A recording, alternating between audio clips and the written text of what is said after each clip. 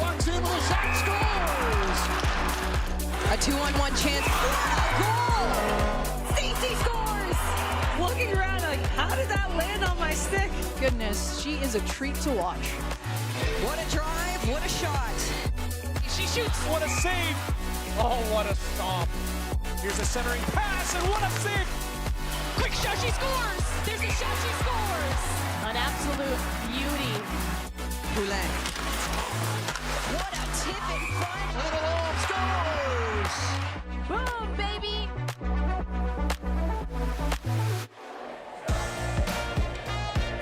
In downtown Toronto, Ontario, inside the CBC Broadcast Centre, history will be made. The best women's hockey players in the world are in one building, hoping their name gets called in the inaugural Professional Women's Hockey League draft. Well, you've heard of a red carpet. Today, they're rolling out the Periwinkle carpet. Periwinkle, the color of the newly formed league. Players are walking the carpet to much fanfare. There is Captain Clutch Marie-Philippe Poulin. There is Taylor Heisey of the University of Minnesota, expected to go first overall. Jocelyn Larocque expected to go in the top 3. Also a Canadian standout. A lot of the fans just loving it here between fans, family, friends, players. The expectation is there could be around 500 people in attendance inside the Barbara Frum Atrium. And there you go, as we are getting set. I would call it the calm before the storm, but it's already storming in here. Hello, everybody. I'm your host, Andy Petrillo, and I am honored to be a part of this banner day in women's hockey. And joining me shortly are some incredible women who played and have covered the game for many years, dreaming that a day like today would happen. And just to give you a little bit of an understanding of the magnitude of today, of course, you can watch the PWHL draft on all of CBC's platforms, CBC Gem, CBCSports.ca, and CBC YouTube. But you can also watch on TSN4, Sportsnet 1, ESPN Plus, NESN 360, and you can follow on the PWHL Twitch handle. You know, I go back to March of 2019, and women's hockey was rocked when it was announced the Canadian Women's Hockey League was going to fold. The best women in the game, I'm talking world and Olympic champions, they thought their pro dreams were over. But they were determined to start a professional and sustainable league. They formed a players' association, the PWHPA, and while continuing to showcase their skills on the ice playing exhibition games, they continued to hustle behind the scenes. And on July 1st, 2023, it was officially announced that a unified league had been established. And puck drop is just around the corner. 1 cup, 6 teams, 24 games will be played. Action is set to begin in January, a standard 23-player roster. We look forward to seeing how NHL involvement will evolve, but we know they'll be providing neutral site games marked as special events. Year 2 will be more on a regular winter hockey season schedule. From November to May, games will increase to 32, followed by playoffs. And the league is being supported by some incredible investors. We're talking about Mark and Kimbra Walter, owner of the LA Dodgers, and how about Billie Jean King as well? An exceptional athlete, tennis player, and also an incredible advocate of women's sports. It is so pleased to have you here. I'm so pleased and honored. And this has been years in the making for you. And to see something that you've talked about, that you visualized, come to fruition. You see all these young kids are great. How does this feel? It feels amazing. It's like a dream come true today, and I keep pinching myself. Like, is it really happening today after all these years of working? And so many people have worked. And that's the difference, though. We've had a great team of people, but it's the backing from Mark and Kimbra, the money, that really makes the difference. Without that, it doesn't matter how many dreams you have. But now it's going to be a reality starting today. Why even this? Why women's hockey? Why did you have an interest in investing in this and making sure that this got off the ground? Well, Ilana Klaas, my wife, and I, we don't know anything about hockey. She's from South Africa. I'm from Long Beach, California. We didn't even have ice hockey. I wish they had. I would have loved it.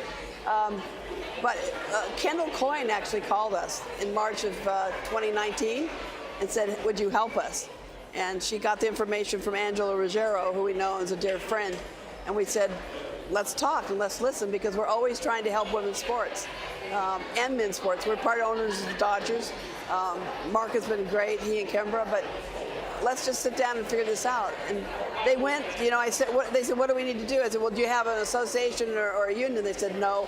I said, that's the first thing to do. Whatever you do that. They did that.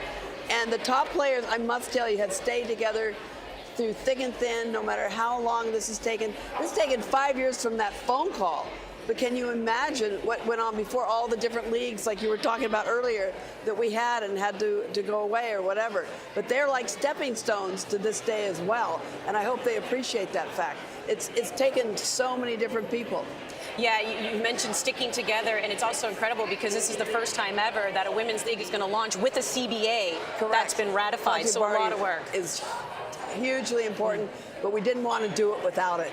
Yeah. We thought it was absolutely vital to make sure that this league's going to make it. It's going to make it. It's going to make it big, so young kids, young girls can really dream about being a pro. Anything in particular you're looking forward to the most today? Just to say thank you to everybody. I mean, and Jayna Hefford, I never get to see her very often. She is such a gem. She's such a leader. Canada should really be thrilled with her. She's just such a good, generous person. But she's a true leader. It's a Hall of Famer, played 5 Olympics, 20, that's 20 years.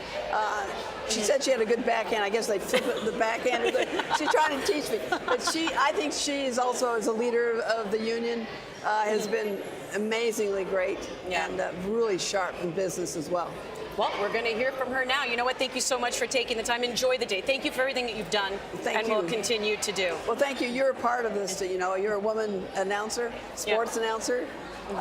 That's something we didn't have when I was first in tennis, so I want to thank you, Andy. And I really enjoyed listening to you. You nailed everything. and you had not any help, really, but most of it, and I'm like, oh, my God. See, no teleprompter to the people who think we use teleprompters. No, you're amazing. You nailed it. So I'm like in shock watching you, as in awe. So thank you, Andy. You're making me blush. Again, enjoy the day. You deserve everything. Thanks. And someone else who deserves to enjoy this day is Olympic and world champion and now senior VP of Hockey Operations for the PWHL, Jayna Hefford, who's with our Anastasia Busis.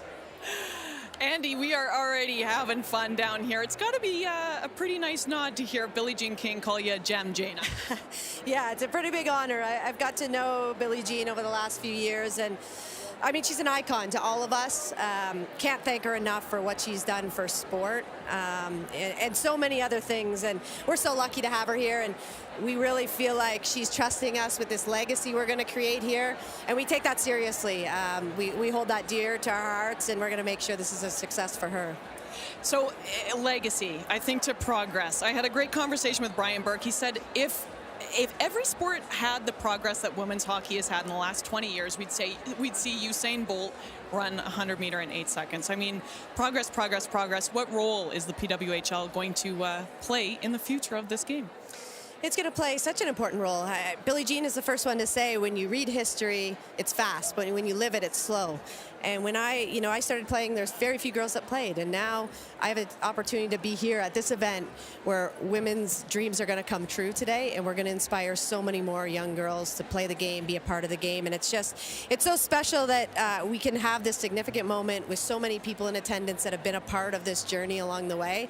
And there's so many others at home that we know aren't here, but that have broke down so many barriers and allowed us and these women to do everything they do.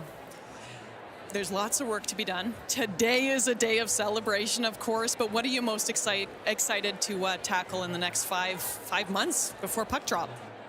We have a lot to tackle, but I think getting the teams in market and training camp, getting them prepared for puck drop on January 1st or in and around January 1st. So we've got a ton to do, but we've got great people. We've got people that are energized by this, that are excited about it, and we'll get the job done. Congratulations. Thank you so much. Andy, let's go.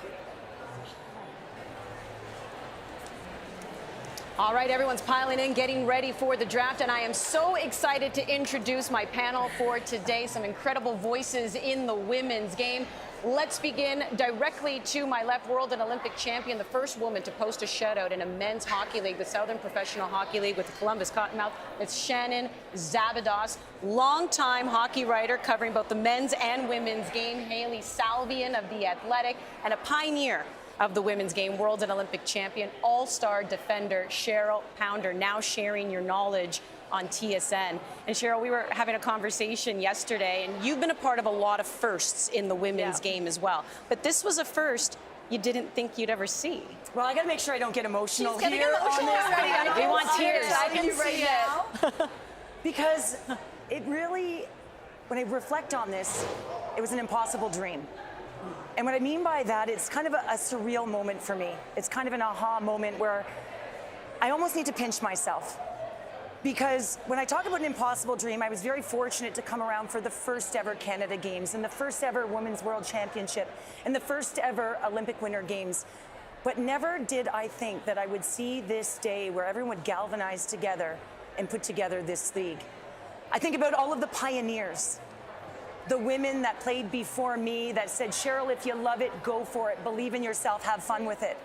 And then, of course, the galvanized group that put this today together to make sure that they were fighting for not just themselves, but for tomorrow, the future of our youth. And so the opportunity to push towards that, right?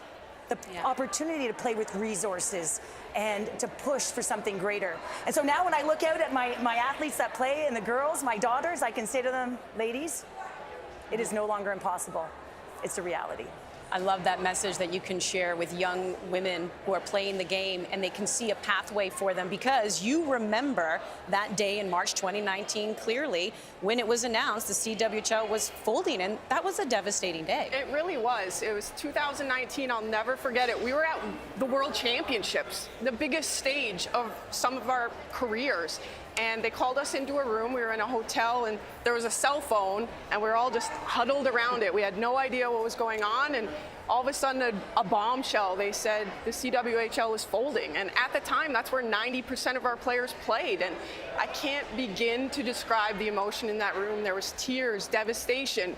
People had no idea where they were going to play or if their professional dreams were over.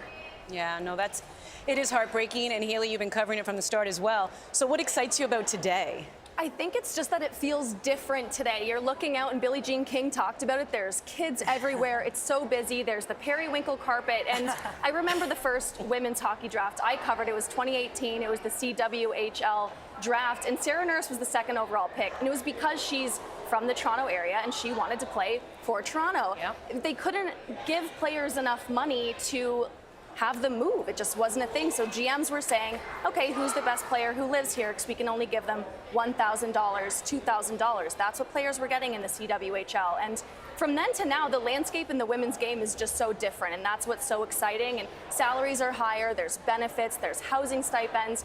And I'm just so excited that we get to sit here today and talk about the players. We get to say, Cheryl and I can argue about who's the best defender on the board, who should go first overall. Shannon can talk about goalies, and we get to celebrate the women's game and these players, and I think that's what I'm so excited about today. Yeah, let's talk some X's and O's, and you can see, again, great crowd that's forming there. I believe we're going to go on over to Anastasia once again. She's in the crowd. Oh, no, we'll hold off on just a second, because we do need to tell you how this is going to work. There are 6 teams, a total of 15 rounds. 90 players will be drafted today. Undrafted players become free agents and can still attend training camp, sign with teams. First round has been determined by a draft lottery, and then the subsequent rounds are in a snake format. Each team gets 2 5-minute timeouts if they find they need more than the 3 minutes allotted, and there will be no trades. So sorry to disappoint everyone, but we won't be hearing, you're gonna wanna hear this. That will not actually be happening today. Or maybe I'll just say it here and there. So here is the order of go in round 1. You have Minnesota, who won the draft lottery on September 1st. Toronto will go next, followed by Boston, New York, Ottawa, and then Montreal. So these are your original 6 teams, ladies and gentlemen. And let's have a little bit of fun right now, and let's see if we can, I don't know, guess on who we think are going to be the top 3. And why don't we begin with someone who we think will make history as the first ever #1 overall pick, and we think it could be somebody from the University of Minnesota. Listen, on the day that Natalie Darwitz was announced as Minnesota's general manager, she said, I want a franchise player with my first overall pick. I'm not going to overthink this. And to me, Taylor Heisey is a no-brainer. The 22-year-old center from Lake City, Minnesota. She's a dominant offensive player. She's got a nose for the net, powerful shot, incredible possession player. You're going to get a lot of bang for your buck there, and nobody knows that better than Natalie Darwitz, who would have coached Taylor Heisey at Minnesota the last 2 years, where she was the Player of the Year in the NCAA and MVP at Women's World Championships. How about we look at a European player from Switzerland, an Olympic bronze medalist? Maybe that could be Alina Mueller going number 2. Oh, absolutely. I mean, Gina Kingsbury has to think about her in that 1C hole because she is top tier. When you talk about Alina Mueller, this is an athlete who knows how to score. 254 points at Northeastern, where she played over the course of 5 years, and every single time she was voted as one of the top player in the country in the NCAA. So here's an athlete, she can distribute the puck, so she can pull coverage to her, and then she can dish off. So I certainly believe that this is an athlete that can make everyone around her better, and you can build a franchise off of her. All right, well, why don't we turn our attention to a defender, a Canadian, Jocelyn Larocque. I'm going to throw a wrench into your plans here. Don't do it. If I'm Gina Kingsbury and speaking to her, I asked her, what do you want your team identity to be? You know what she told me? Grit and leadership. I know where you're going. I know where Who's you're that, going. Shannon? I don't know if there's 2 words that describe Jocelyn Larocque any better than gritty and leadership. She's just a dynamic player. Her game has evolved. When I played with her, she was a stay-at-home defenseman. She stood on the blue line. That was her role. She's now evolved. In today's game, coaches, GMs want defensemen that are up in the play. Yep. At 35 years old, she's transformed her game. I've seen her be the player driving the net. I've seen her as the first player in on the forecheck. If I'm Gina Kingsbury, I'm taking Jocelyn Larocque. All right, well, let's see if we're right in any of them. But here's the thing. There was also a free agent period that was held between September 1st to the 10th, where each team got to sign 3 players to 3-year deals. Let's take a look at those players, beginning with Montreal. Marie-Philippe Poulin, captain clutch for Canada. Goalie Anne-Renee Desbiens, the 2017 Patty Kazmaier winner, awarded to the top female college hockey player in the U.S.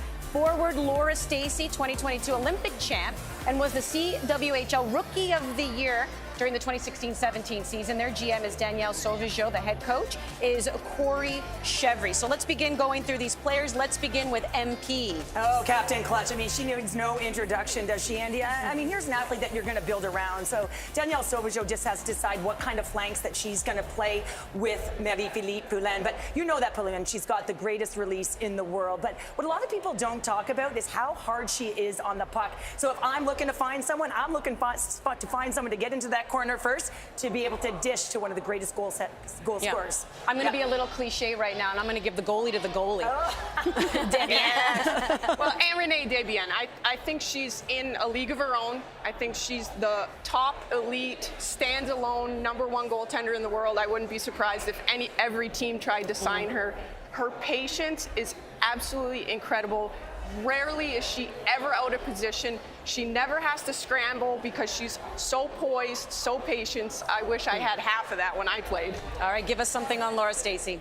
Laura Stacey's a really quick north-south player, and she keeps the game simple, and that is not a bad thing. Her speed makes her so hard to play against. She gets up the ice really quickly. She can generate in zone. She's really good defensively. If you throw her on the PK and you're on the power play, you make a mistake, you're probably having a shorthanded chance against you, because Laura Stacey is a puck hound, and she's fast, and she's going to make you pay. So I really like that pick by Montreal. All right, let's find out who Anastasia has next to her as we send it into the crowd.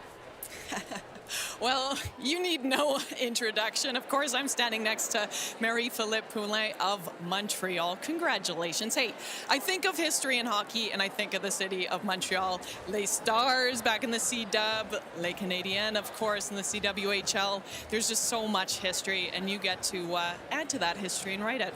Where do you want to take this franchise? It's pretty amazing today. Such a beautiful day. It's exciting. You feel it in the air. And obviously, being able to be part of the Montreal franchise, it's something that, it's a dream come true. I think since we're little girls, obviously you see the Montreal Canadiens, but now it's a Montreal team in Montreal for a women's hockey league. So obviously it's very exciting, and hopefully we'll bring a championship back. That's the goal, but it's something very special today for women's hockey. So Corey Chevry, head coach of Montreal. You played against her a few years ago when she was still playing. She has just had such a formidable career in her young age. What is she going to bring to this team? Her knowledge is just so amazing, to be honest. You look at her and you learn, and she wants the best for you individually and as a team. And I think when you want to coach, you look at her and you want her behind the bench because she can lead teams to big wins. And she's known for her knowledge of the game, but also for the love of the game, and she's passionate, and that's what we need in Montreal. Go back to your 12-year-old self in La Beauce. Would you ever dream of today? And any kid that's watching at home, what would you say to them? You know what? I probably would have thought, but never would have thought it would be possible. And I think it's pretty amazing to see that today. And big believer, if you can see it, you can be it. And I think for little girls seeing this happening today, to have a draft, to have this day, it's the start of, I think, pretty amazing, and we're lucky to be part of it. Thank you. Congratulations, Marie-Philip. Andy.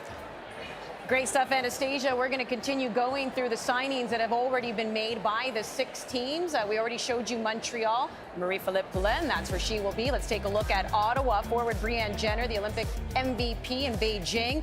Forward Emily Clark, world and Olympic champ. And goalie Emerence Mashmeyer. When she graduated from Harvard in 2016, she did so as the all-time saves leader. Their GM is Michael Hirschfeld. Coach is Carla McLeod. Cheryl, tell me about Brianne Jenner. Well, Brianne Jenner's like a fine wine. She keeps getting better with age at 32 years.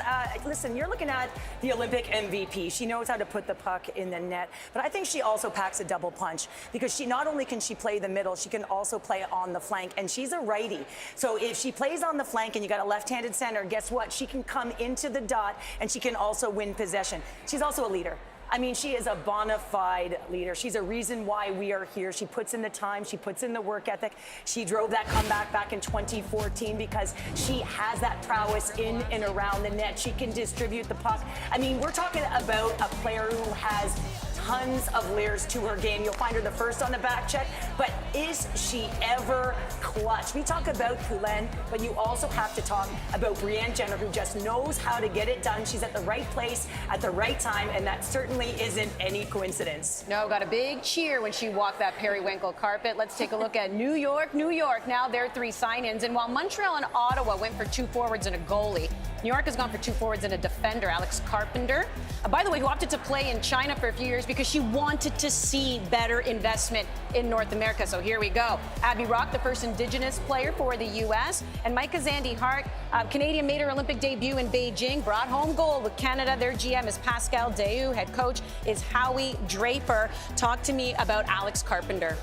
The hardest thing you can do in hockey is score goals, and that's what Alex Carpenter brings to every single team she's been on. I actually think she's a bit underrated at this point in her career in terms of her skill set. She's deceptively fast. She's explosive, and yes, she can absolutely rip the puck. You mentioned when she played for the China team, she played in Russia as well. And so the last time Alex Carpenter played pro, she scored 50 goals in 55 games. And she's still in the prime of her career, a goal scorer, a sniper. New York got a good one in Alex Carpenter. All right. We're shipping off to Boston next year, where one of the legends of the game has signed. That, of course, would be the forward Hilary Knight, still going strong at the age of 34. Goalie Aaron Frankel, the 2021 Patty Kazmaier winner. Defender Megan Keller, considered a defender who actually drives a partnership. Let's talk some Aaron Frankel. I believe she has the most upside to any of these free agent signings. She's the youngest one signed. A lot of teams opting to go with veteran, older players.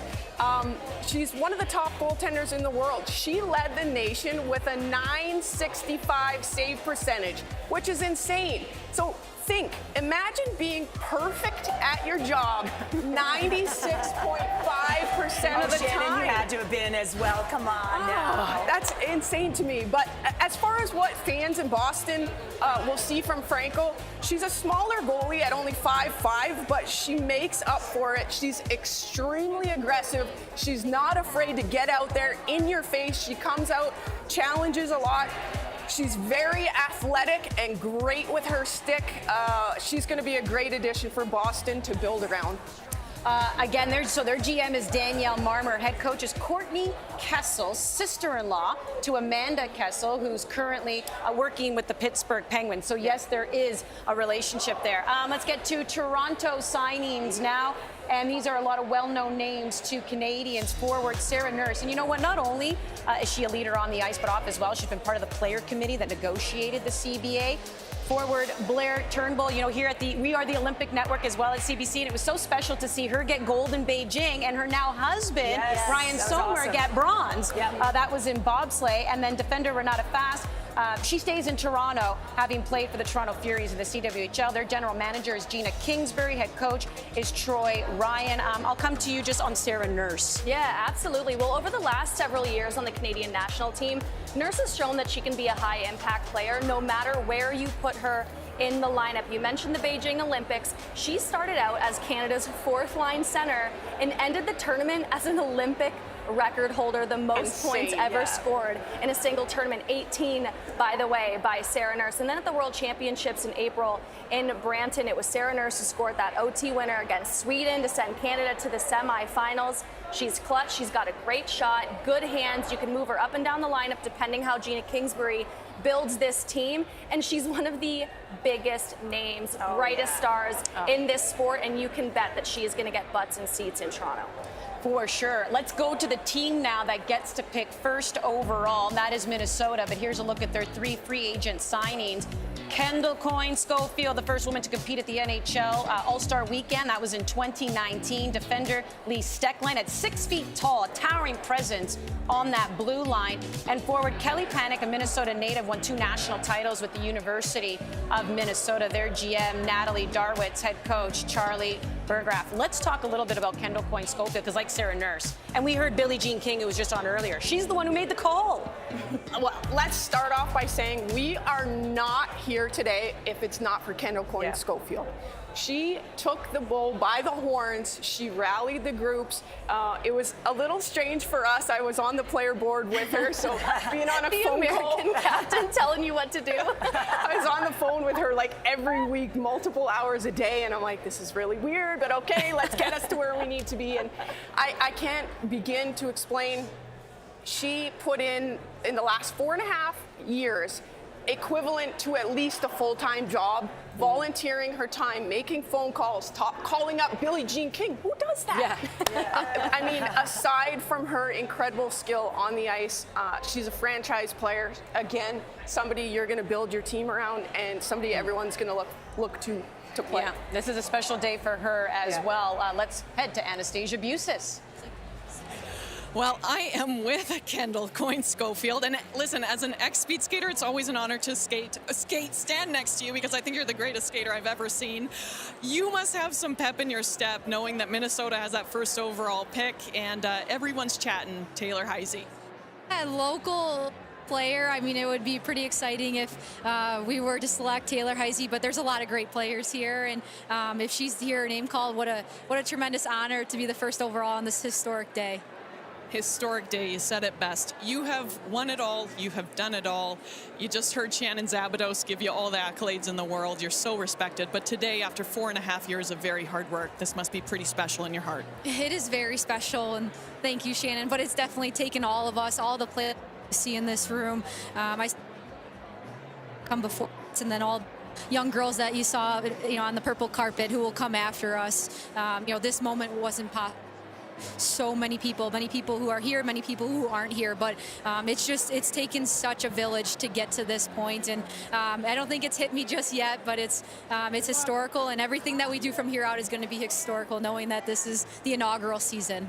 We can't wait to watch. Thank you so much, Kendall. Andy, let's go. Kendall Coyne Schofield is such an incredible player. Yes, we've been talking about her work behind the scenes, but this is someone who just had a baby and thought, that's it, I'm not going to play this year. Are you kidding me? Can't go without her in the league. No, you can't. I mean, what she brings from a leadership perspective, but also just her speed on ice. I mean, in 2019, we saw how unbelievable she was. People were pasted to the television, and now they want to skate like Kendall Coyne Schofield. Yeah, it was the flowing ponytail. Oh, the ponytail. Yeah. Everyone remembers that. The crossover speed. Yeah. Come on, I would have bid it. I would have been part of the doors. Well, we know I would have been. Shannon. Well, you may have fallen yesterday on the set. In the draft floor. We're not going to revisit that very scary moment. But this is the moment we've all been waiting for, ladies and gentlemen. Round one of the inaugural PWHL draft is getting set to begin. It's presented by Canadian Tire, founding partner of the Professional Women's Hockey League. I'm going to send it on over now to the Master of Ceremonies, world and Olympic champion, Tessa Bonhomme.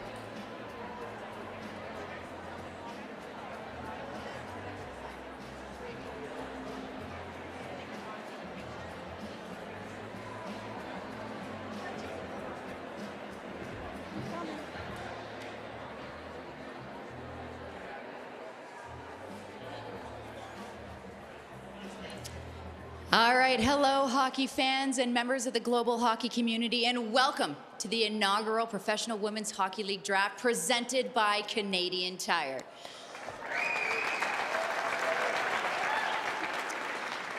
My name is Tessa Bonhomme, and I am honored to host this draft, being broadcast live around the world from the iconic Barbara Frum Atrium at the Canadian Broadcasting Centre right here in Toronto. The inaugural PWHL draft will see each of our 6 teams, Minnesota, Toronto, Boston, New York, Ottawa, and Montreal, make 15 player selections each. Teams will alternate order each round. Minnesota, drumroll please, you are officially on the clock. Now, while we wait for the State of Hockey and General Manager Natalie Darwitz, who is a nightmare to play against, by the way, to submit their pick, I am very excited to welcome one of the most special guests to kick off our draft. It is my honor to present PWHL founding partner, advisory board member, and one of the greatest and most influential athletes of all time, Billie Jean King.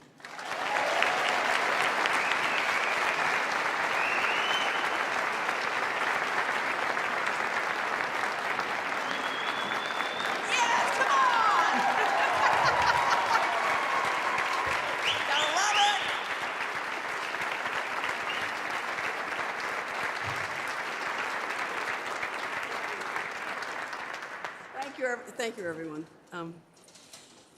Oh, wow, what a day. A trailblazer is one that blazes a trail to lead and include others.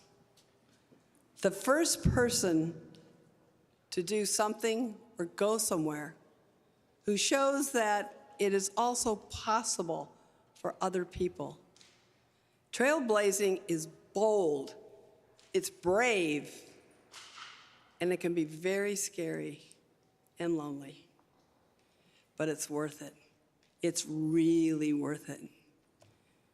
It's worth it for each one of us who have fought so hard for this day, and it's worth it for the generations of girls and women who will come behind us. This is an incredible moment, but it's not about a single moment. It's about a movement. Finally giving women professional hockey players the structure, the support, and the platform they deserve, that hockey deserves. I proudly stand here celebrating these trailblazers. And the best part, we are just getting started. The PWHL is just getting started. And with a heart full of excitement, man, I am excited. It's time to drop the inaugural puck. Yes, we have work to do. For all of our fans, our job now is earning the investment of your time and your support.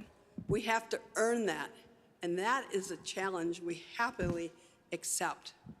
Thank you to every woman who played this game, who won't be lacing up her skates, but will be right there alongside us.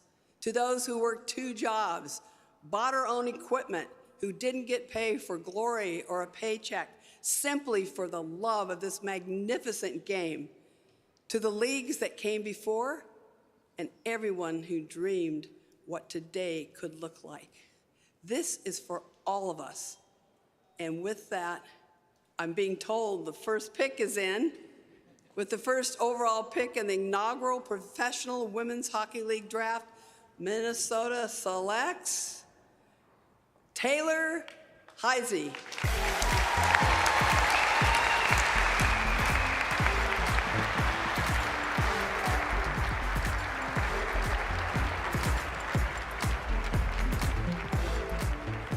There we go. We nailed it, and she makes history. The first overall pick ever in the PWHL draft. And how about that, Haley? Billie Jean King makes the announcement. I'm feeling pretty good right now. 1 for 1. Pleasant surprise that it's Billie Jean King, but not a surprise at all that it was Taylor Heise going first overall. True franchise player that Minnesota's getting here. She's a power forward, but she plays with finesse as well. She thrives with the puck on her stick. She's someone who can transition the puck up the ice with control. She can generate offense in the zone. She loves to shoot the puck. Scored 30 goals last season for Minnesota, first in the nation.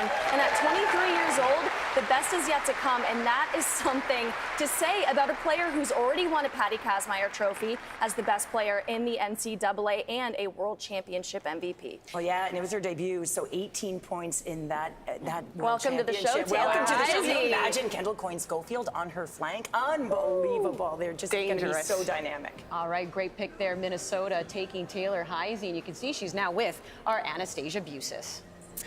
Well, you just made history on an already historic day. First overall pick in the inaugural PWHL draft. What's going through your head? You're a rep in Minnesota. I'm sweating right now. I mean, Minnesota's my home. Everyone that I love is there, and it's the state of hockey. So I'm just really honored I'm going to be able to play and continue to show the little girls that anything's possible if you keep working hard. How great is it that you're partnered up with Natalie Darwitz? Of course, I know she was your coach in Minnesota. Yeah, no, she's an amazing coach, and she's going to be an amazing GM. She picked some great coaches, so I'm really excited to get started. I'm, itching to play already, so. I saw you hug a few folks in the crowd. Family here. How are you going to celebrate? Yeah, my mom and my dad are here, and my agents are here as well. So I think we're going to get a bite to eat. I haven't really eaten a lot today. And then just a flight back home. So to my home state that I get to stay in. So I'm really excited about that. Andy, I'm gonna throw it to Andy by just saying you're gonna be a trivia answer for the rest of your life. Congratulations. Andy, take it away. This is true. These are the questions I'm going to end up asking at parties because that's what I like to do when it comes to sports questions. And I was going to get to this because this is someone who's also pretty mentally tough. She didn't make that Olympic team and actually said, okay, I'm going to take this, I'm going to learn from it. And then, we talk about what she did with the World Championships. But this is somebody who didn't let that break her in any way, Shannon. If you're a player, you can go one of two ways. You can let it break you, you can shut down mentally, or you can use it as motivation. And did she ever do that? And one stat that's not talked about a ton, but that coaches and GMs will really look to is her face-off win percentage.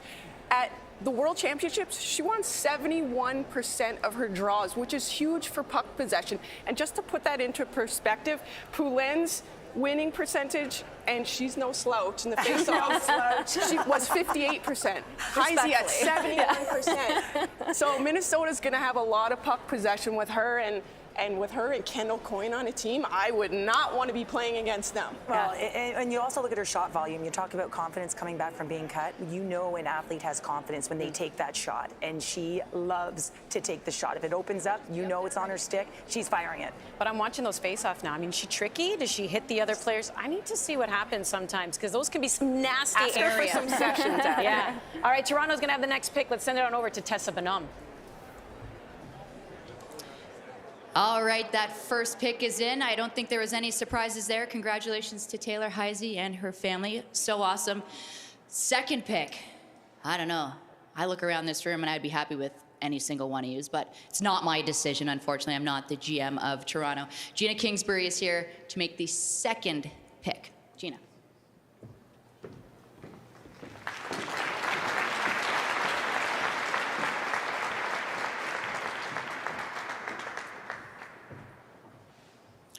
How exciting is this?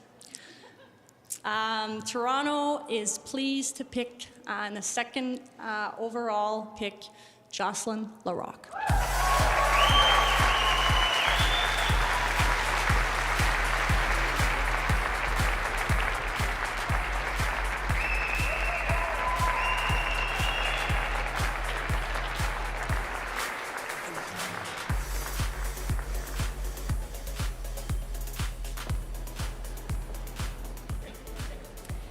Native of St. Anne, Manitoba, we had a feeling something sneaky like this was going to happen. She ends up going second overall, even though we thought this was somebody who possibly could go third. well, she fits their team identity, like we talked about. Gritty leadership. Listen, if you're a forward on the opposing team and you want to stand in front of the net with Jocelyn Larocque, you better have some ice packs ready for after the game, because she is not letting you stand there rent-free. She is one of the toughest competitors in the game, and when her teammates were asked who they least want to play against in this league this year, unanimous decision, it was Jocelyn Larocque. She is tough, she's gritty, she'll bring that leadership to this team in Toronto. Yeah, and someone at age 35 as well, Haley. I mean, there's a lot of experience there, but there's still a lot to give. Oh, absolutely. You know, Shannon said it perfectly, and I did a mock draft, or not a mock draft, excuse me, a player poll of all of her peers who play against her, and she won. Who was the hardest to play against? Everyone said Jocelyn Larocque. Seems to be a consensus. Here she is with Anastasia. Jocelyn, congratulations, second overall pick. You got to have some pep in your step joining Gina Kingsbury and Troy Ryan. You're a pillar of Team Canada, and they're going to be with you in Toronto. I'm so excited. I mean, to play for Gina, play for Troy, and the players they've already signed. I'm so excited. Turnbull, Fast, Larocque, Nurse, got a pretty nice ring to it. It sure does. Yeah, I feel honored. You're the pride of St. Anne's, Manitoba. Who would you like to say hello to and thank you? It takes a village. It sure does. I'd like to say hi to my partner, Becca, my sister, Chantal, my dad, Andy, and all my friends and family back home. Congratulations. It's always a privilege to chat with you. Congrats. Andy. All right, so that's the first Canadian as well to go in the draft. And what stands out to you about Jocelyn? Well, as a former shutdown defender, I'm all about Jocelyn Larocque and pairing her and Renata Foss back up, because they can go toe-to-toe with anyone in the world, and this is a best-on-best league. So guess what? They are your quintessential shutdown pair. And I'm also a coach, Andy. So I would certainly say that if I was playing on Larocque's team, I would be going to her corner as a forward, because when you play against her in practice, guess what? She makes you better. So for all those young athletes out there watching, go to someone like Larocque's corner, because she's going to challenge you. She's going to make you pay. She's going to make you work for everything that you're going to get, and she leads by example. She's got the work ethic, she's got the fitness, she's got everything to go alongside it. The thing I really like about this pick is I know we talked about Alina Mueller and the dynamic offensive talent there, but this is a best-on-best league. Toronto's going to be playing against Marie-Philippe Poulin, Hilary Knight, Alex Carpenter. We've already talked about these players in the preview show. Who doesn't want a shutdown defender every single night to go up against those players? And Gina Kingsbury and Troy Ryan have a ton of familiarity with Jocelyn and Renata. Nobody plays more minutes in more important moments than Jocelyn Larocque for the national team. So I think it makes a lot of sense. I love it. And I wasn't a shutdown D. I was a shutdown D. I was high hard off the glass. She will activate. But what I love about this is that she's actually getting this opportunity in the limelight that she deserves as a shutdown defender. And I guess no surprise either, because with their free agents, they had signed, right, 2 forwards, and they had got a goalie as well. So now here they are getting a defender too. Let's send it back to Tessa.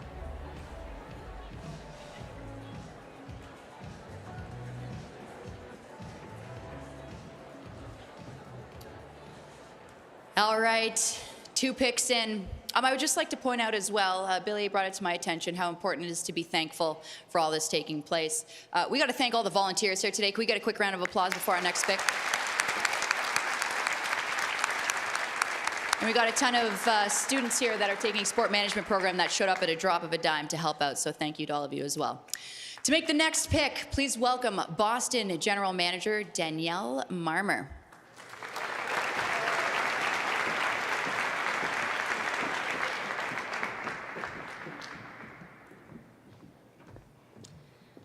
Hello to our current and future fans watching back home in Boston. We are so excited to introduce this team and these players to the greatest city in the world. With the 3rd pick in the first round of the inaugural PWHL draft, Boston selects Alina Mueller. So we have our first European off the board as well. Alina Mueller of Switzerland is going to Boston. Yeah, we nailed our top 3. A little bit of a different order, but listen, I mean, we talk about Alina Mueller and how gifted she is offensively. She is going to be one of those players that everyone is going to rally around. When she comes up the middle of the ice, I am telling you, she is such a threat, because she'll shoot the puck, she'll walk right into the coverage, she'll dish it out. She's one of those players that just knows how to get it done, because she's got that heavy IQ. 254 points in 159 games with Northeastern. So very familiar with Boston. She knows the city. She knows what it takes to be a champion. This woman, she's going to get it done there in Boston. And she signed with the Boston Pride to play in the PHF before that league did fold. So we know that Alina Mueller wants to be in Boston. And you said the familiarity with Northeastern. She likes the city. So she's going to be back in Boston, and I think she's just going to be incredible. I think in hockey, we throw generational talent around too easy sometimes, and I don't feel uncomfortable saying that Alina Mueller is one. She is the first ever 5-time Patty Kazmaier finalist. Yeah. What that says to me is not only is she good, she's consistently good, which is what coaches and GMs want. They want a player that they can count on in every situation. They're not going to have to guess which Alina Mueller is showing up. They know they're going to get the best Alina Mueller every single time. Yeah, a lot of consistency there. She's with our Anastasia. Alina, congratulations. You're going to Boston. Of course, it's a city you know very well, but this time you're a professional hockey player. That's got to feel pretty nice. Yes, unbelievable. It's pretty emotional. Super happy, and can't believe I can play again in the best city in the world. They're doing so much for women's sports. I'm so proud to represent Switzerland there as well. And yeah, just thank you to all the people that made this happen. Congratulations. You are, Swiss pride. Who would you like to give a shout out back home? Well, of course, my dad. I know they're watching right now. I can't wait to hug them all, give them a big hug. Yeah, it's pretty amazing, and having my former coach Dave Flint here is really nice too. But of course, my family and all my former teammates and coaches. Without them, I wouldn't be here, and I wouldn't be the person I am. It's so amazing. Congratulations. Have a fantastic day, and season starting in January. Thank you. Andy? We can say all we want what this day means, but I think Alina Mueller's interview right there just tells you everything that you need to know. Family that loves their hockey as well. And I mean, she already has bragging rights. She's an Olympic medalist. She has the pedigree. And as you mentioned as well, about the only time to be a 5-time finalist for the Patty Kazmaier. But she and both her brother now, Mirko Mueller, have gone in the first round. How about I that? think is so special about hearing Alina Mueller talk and how emotional she is that that's what we were talking about earlier, right? This is what makes today different. This is what makes us so special. And I spoke with Alina Mueller before the draft, and she told me, I cannot wait to play with Hillary Knight instead of against her every single time at the Olympics. So I think she's emotional, but also pretty happy about what team she got drafted to, Cheryl. There you go. All right. Well, up next right now is going to be New York. So let's send it back to Tessa. Thank you. Yes, we're going to continue on with the thank you train. Canadian Tire, I know we mentioned you off the top. I just wanted to say thank you again for always not only walking the walk, but talking the talk and putting your money where your mouth is. You guys have continually backed women's sports. So thank you very much for continuing to make great things happen in female sports.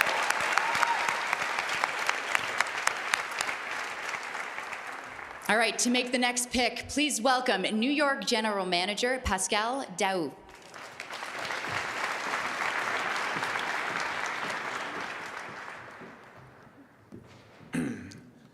With the 4th pick in the first round of the inaugural PWHL draft, New York is proud to select Ella Shelton.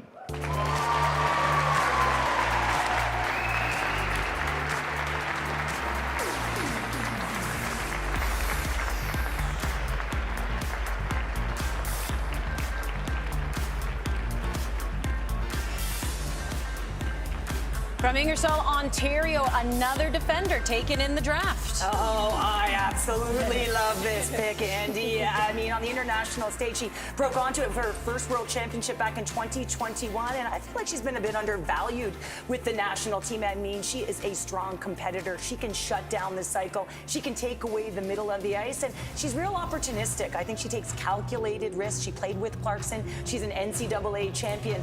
She's an athlete that isn't afraid to block shots, but she will activate, but it's going to be at the right time, not all the time. We talk about the modern day D, and they're always jumping in. Well, this woman, she can shut down, she can steer to the outside with her physicality, but most importantly, she will activate. And I think in New York, now she's got Zandy Hart that she's aligned with, Carpenter and Rock, players that can play low, she can play high, and she can let that shot rip. What I really like about Ella Shelton is that she can play many different roles, and we saw that when she was at Clarkson. You know, she can be a shutdown defender, but she can also jump in to the play, and I think we're just going to see her take off in this Pro League once she gets more opportunity to be on that top pair. Well, now she's playing for New York. Here she is with Anastasia. Well, Ella, I wish you could hear what the panel was just talking about. Of course, they're gushing. I'll summarize it. The sky is the limit. You're going into the season with so much momentum. How does that feel knowing you're going to be repping New York? Yeah, I think it's super exciting to go to a new center and really just kind of take a hold of that, you know, franchise that's really going to be there for the team and really get to know the community around and play a great game of hockey with all these girls. Today's a day of celebration. I saw you hug some family, but what are you excited to get to work on for the next 5 months before puck drops? Yeah, I think right now I'm just going to really focus on what I can do to be better for my teammates and really focus on my own skills and see what that's going to help and bring to the team. Congratulations. Can't wait to watch you. Thank you. Andy.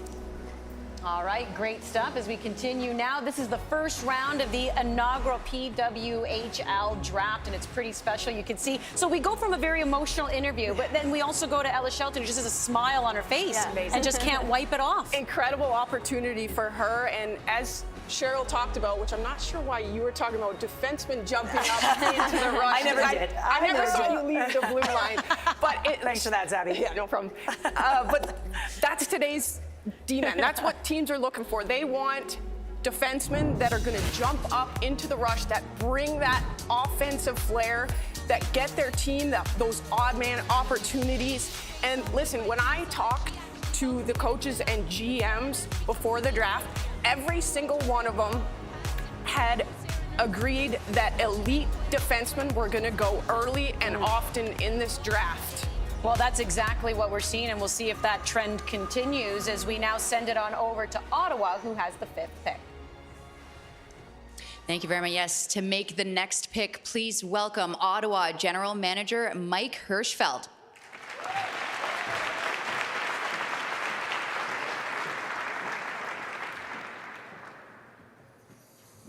Good afternoon, everyone. It's a real honor to be here in this spot today. Big shout out to all of our fans back in Ottawa. Thank you for tuning in today. We look forward to seeing you at the rink very soon. With the 5th pick in the first round of the inaugural PWHL draft, Ottawa selects Savannah Harmon. Defenders continue to go. Savannah Harmon, Downers Grove, Illinois, also went to Clarkson University. This is one of my favorite picks. I had the pleasure of playing with Savannah Harmon in 2019, and she absolutely blew me away. She plays a very similar style to Canada's Erin Ambrose. She has very, very high hockey IQ. She sees the ice extremely well, so she can anticipate plays well in advance, and she'll be a great quarterback on the power play. She's got a lot of offensive upside, but she's also extremely reliable defensively. She's very good with her stick, and I knew that if there was a one-on-one coming and she was my defenseman, there was no chance the shot was getting through. Well, yeah, and I love the way that she activates on the offensive blue line in particular, the way she skates it. She's just fluid up there, isn't she? She really is. Will dive down. You'll never be expecting it, even though you should be, because she finds her holes, she finds her seams. I really like her first pass. You mentioned her IQ. She anticipates extremely well, and she plays a lot of minutes with the U.S. national team, right? So she played just shy of 20 minutes at the most recent World Championship, but if you go back to the 2022 Olympics, she led the D in points. So you know that she loves when she has that opportunity to jump into a hole, but oh, she's strong on the puck. Yeah, she was in Beijing 2022. 4 times she's competed at the World Championships. An emotional day for family, that's for sure. Here she is with Anastasia. Savannah, congratulations. Our panel has been saying, hey, high defensemen are going to go quickly in this draft. You are showing that trend. What's going through your head knowing you're going to be a professional hockey player in Ottawa? Yeah, I'm really honored. Yeah, you said it. I mean, Ella went right before. She's been a D partner, played with her at Clarkson. So just, you know, I'm really proud to be here and just really excited and thankful. You had a huge cheer from the crowd. It takes a village. Who's in your head? Who would you like to thank? My entire family. I know my mom's here tonight, but a lot weren't able to come today, but just my entire family and always supporting me. Congratulations. Can't wait to watch you. Thank you. Andy. So true. Defenders are going because a lot of teams, again, during that free agent period, signed forwards or goalies. I correct myself, Renata Foss did go to Toronto. I think I said they signed a goalie. She was a defender. I caught myself. Just took a while before I, corrected myself. But Savannah Harmon, again, I had mentioned this is somebody who's now an Olympic silver medalist and also did win gold as well at the World Championships representing the United States. Yeah, absolutely. And I think we're going to see even more D coming after Savannah Harmon because the depth at forward, there's just so many excellent players that you can take to play up front. So we're going to see these D going early and often. And what I like about Harmon, she's a really slick defender, extremely good with the puck when it comes to stick handling, escaping in tight spaces. And when she was at Clarkson and with the U.S. team, there were times where the forecheckers would kind of cave her into the corner and you'd think, oh, she's toast. And then all of a sudden she's a one-woman, escape artist.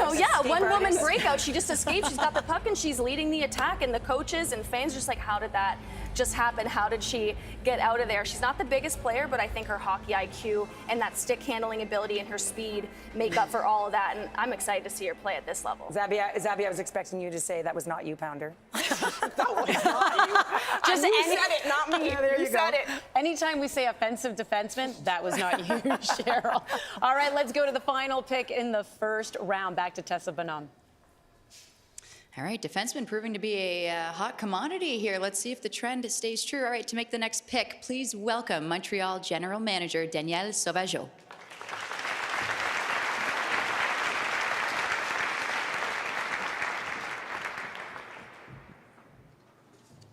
Merci beaucoup. Bienvenue à tout le monde. We cannot wait to have the Montreal fans watching us.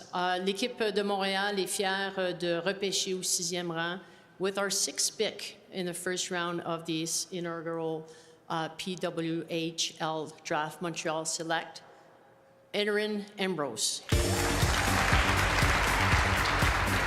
Erin Ambrose made her Olympic debut in Beijing, came home an Olympic champion, and now here she is going to Montreal. Wow, this is another one who's fought back through adversity. Didn't make it in 2018, but this woman has an extreme and elite IQ in her passing decisions. I mean, she uses her eyes for deception. She'll draw in coverage and then make a slick pass, and that's why she's a quarterback on the power play. She's one of the best in the world at it, and that is where she owns up shop. She finds the positions on the ice that she knows she needs to be in to be able to make those plays. And another one from Clarkson, right? Storied program there. And I've had the opportunity to watch Erin play over the course of her career. And again, she is just so intelligent. And that is the one thing that I constantly see in her. She's the kind of athlete you want your young athletes to watch. Look at her put that pass to a space. Look at her use the wall. Look at her positioning in the game. She is such a defender, but she moves that puck so well, doesn't she? She really does. And I don't know if we can just rewind the tape a little bit, but I just finished saying that Savannah Harmon mimics Erin Ambrose and vice versa. They are very, very similar players, very high hockey IQ. They're going to log a lot of minutes for their teams. Great quarterbacks on the power play. Yep, a special moment for her as she rounds out round 1 here in the PWHL draft, and she's with Anastasia. Erin, you're going back to a city that's been pretty good to you, and this time you're a professional hockey player. You're going to Montreal. What's going through your mind right now? I am ecstatic. Like you said, spent a lot of time in Montreal. I could not be happier to be returning there, and I'd say that our first 3 picks that we've already got signed are pretty darn good ones, so I can't wait to get started. Davian, Stacy, Poulin, of course, already in Montreal. What are you going to bring to just their talent? Well, I don't have a lot to add to those 3. I mean, look at them already, but they're three cornerstones, and obviously on the D side, that's going to be a big thing for me. But hopefully, just a lot more fun, and I just can't wait to get started. I'm excited. You're on a podcast with Noxie and Cax, and you said, I'm not just an Olympic champion. You're not just a professional hockey player. You're a kid from Keswick, Ontario. What would you like to say to kids that are perhaps on the couch right now thinking, oh, I'm just a kid from wherever they may be? Your dream is just beginning. Look at this. Look what we've done, and it's only just getting started. So dream big and chase those dreams. Congratulations. Andy, back to you.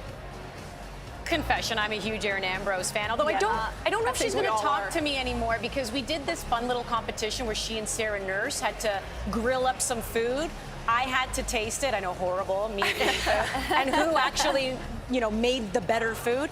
I may have chosen Sarah, but Erin hammed it up. She was so good with kind of being the loser in that situation. But I hope you forgive me, Erin. And she's got a great sense of humor, too. Make us more food. Yeah. If you want, whenever you're done over there, we would appreciate it a lot. No, but the thing that I love about Erin going to Montreal, and I've talked to her about this before, she's a power play quarterback with Team Canada, and she's told me, I had 10 points in 5 games. That's because I was passing the puck to Poulin in the slot on the power play. It's a pretty easy gig if you're the number 1 D on a team with Poulin on the power play, but she's going to be unbelievable. And I think Erin, what makes her so special as a player is that hockey IQ. And there's a reason why a lot of her teammates say if there's one player who's going to be a GM when she's done playing, it's going to be Erin Ambrose. And you can see how smart she is, the way that she understands the game when she's on the ice. And she's no longer a student of the game, although she continually learns, but she is a teacher of the game. And she comes out to youth hockey and she goes to practices. I know I've asked her to come out with my group before, and she has. And it's amazing how these athletes, these young athletes, look up to her, because she's a charismatic leader as well in terms of bringing that youth. You just saw what she just said. And it all starts somewhere. And 2 of her favorite athletes, Christine St. Clair, not too bad, and Cassie Campbell-Pascal, who is here, who is also instrumental in us having this opportunity today. We talk about her upside and being the quarterback on a power play, but we just saw it there, and I want to thank you, Erin Ambrose, on behalf of goalies all over the world. She's an incredible shot blocker. Yeah. She will sacrifice her body to get in the way of anything. So she can really do it at both ends of the ice. I get it. I know that certain defenders get teased maybe by others when they are, in fact, on a power play with a really good forward, but you still have to be good to be on that. You still have to put the puck nicely on the stick sometimes, right? And Poulin's going to send it back if it's not right on the tape. I've seen it in practice. She's like, no, try again. Take it back. All right, I'm going to send it back to Tessa Bonhomme. Thank you. Yes, along with the current hockey talent that we have in the room, there is a lot of former incredible hockey talent, some Hockey Hall of Famers, some future Hockey Hall of Famers as well. Another hockey legend here to join us to make the 7th overall pick. Please welcome Canadian ice hockey legend Cassie Campbell-Pascal and her daughter, Brooke.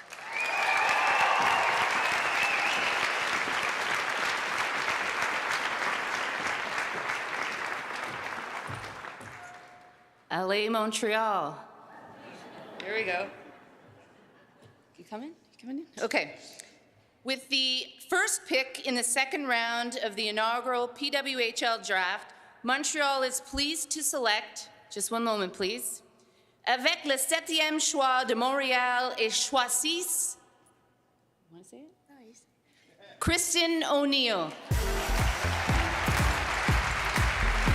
Well, it's special to have Cassie Campbell-Pascal make that pick, and there you go. Remember, this is a snake format, hence why we're seeing Montreal go again. Well, yeah, and Kristen O'Neill, she is so fast. She's one of those players who can play up and down your lineup, and man, does she ever draw penalties. She is difficult to play against. I think we used the word menace earlier, because she knows how to get in on the forecheck. She's great with her stick, and you will wind up on the power play when she gets moving, because she certainly knows how to position her body. She's got a small frame, but she is unbelievable. She's extremely fit, and she can keep going and going and going, and provides a ton of energy. And you can bet that Danielle Sauvageau wants that up and down her lineup to be able to create energy, to drive some play and create a ton of turnovers.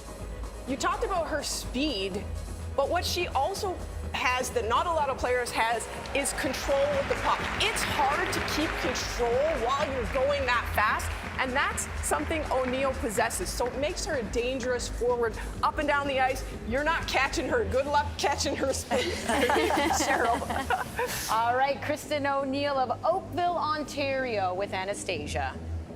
Kristen, congratulations. You're going to a city that you know well as well. Aaron, of course, Aaron Ambrose to Montreal. You're to Montreal. You're a professional hockey player. What's going through your mind? I'm just really excited to be here amongst all the talented players and to be picked by Montreal. You know, I'm going to be playing with players that I've idolized forever, so I'm really excited.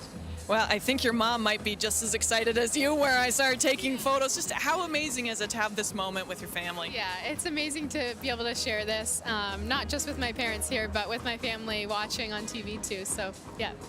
You got to be excited to be joining, of course, the Montreal cachet of talent. But what is on your personal to-do list for the next 5 months? You know, I want to impact the team as best as I can, and I'm going to prepare for that in any way I can. So I'm just excited to get started. Congratulations. We're excited to see you add to their storied franchise. Thank you. Andy? Great stuff. Well, Kristen O'Neal kicks things off in round 2 of the inaugural PWHL draft presented by Canadian Tire, founding partner of the Professional Women's Hockey League.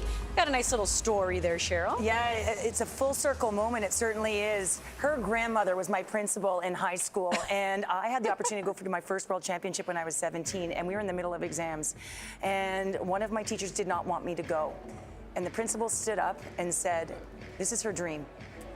This is her dream to play for her country. She is going. She can do school anytime." And it's interesting, the first time I was on the broadcast and Kristen O'Neal was there, her grandma was holding up a sign for her granddaughter. Oh, Isn't that unbelievable? Continues to support players' dreams. I think that is wonderful to hear those types of stories. And now here you go. Kristen O'Neal heading to Montreal. Ottawa has the next pick. Tessa. All right, we're cruising. To make the 8th overall pick, please welcome one of my favorite soccer players of all time, Canadian women's soccer team icon, Diana Matheson.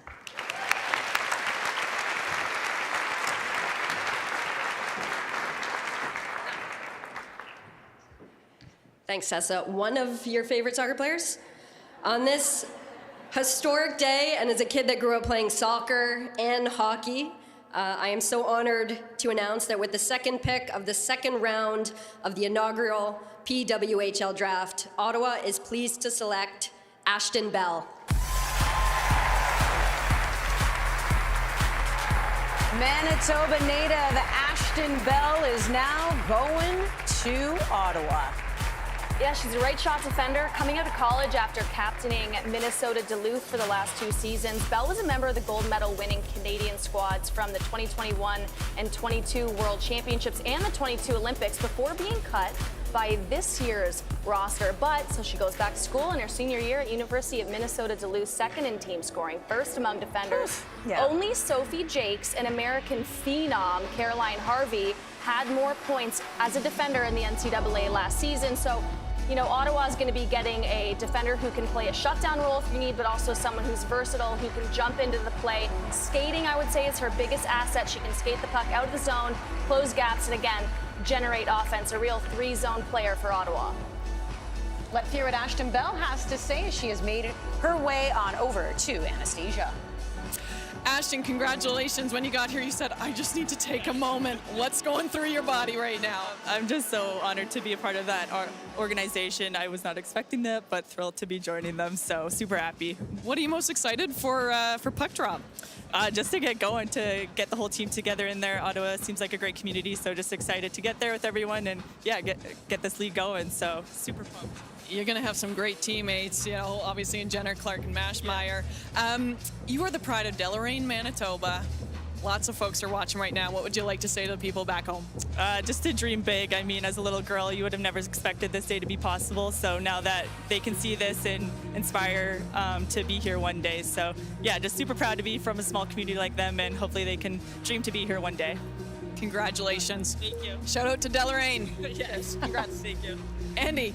Let me tell you who I'm not messing with. Someone who started competing in rodeos in grade 6. That is some strength right there. I watched a video of her online on Instagram.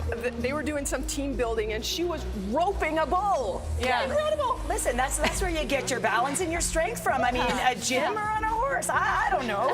But no, she's an unbelievable skater, and I had the opportunity to talk to her associate coach at Minnesota Duluth, and they just said, listen, she's such an unbelievable skater, and what that does is it not only allows her to jump into the attack offensively, but it allows her to turn over pucks, the way she angles. So whether she's surfing up, a new term for gapping up and pushing to the outside, she closes really quickly. And what that means is she's connected to the play.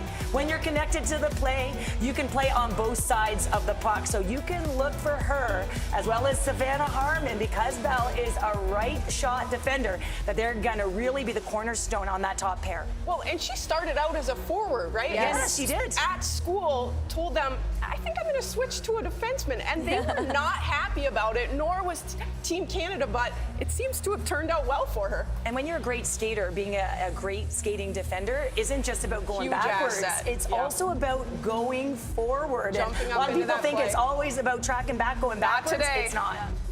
Yeah, well, that's looking good right now, that blue line for sure for Ottawa. Let's get to the next pick now. This is New York. Here's Tessa Bonhomme.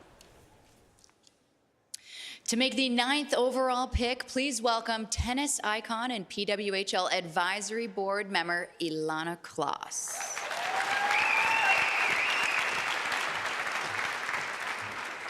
Thank you.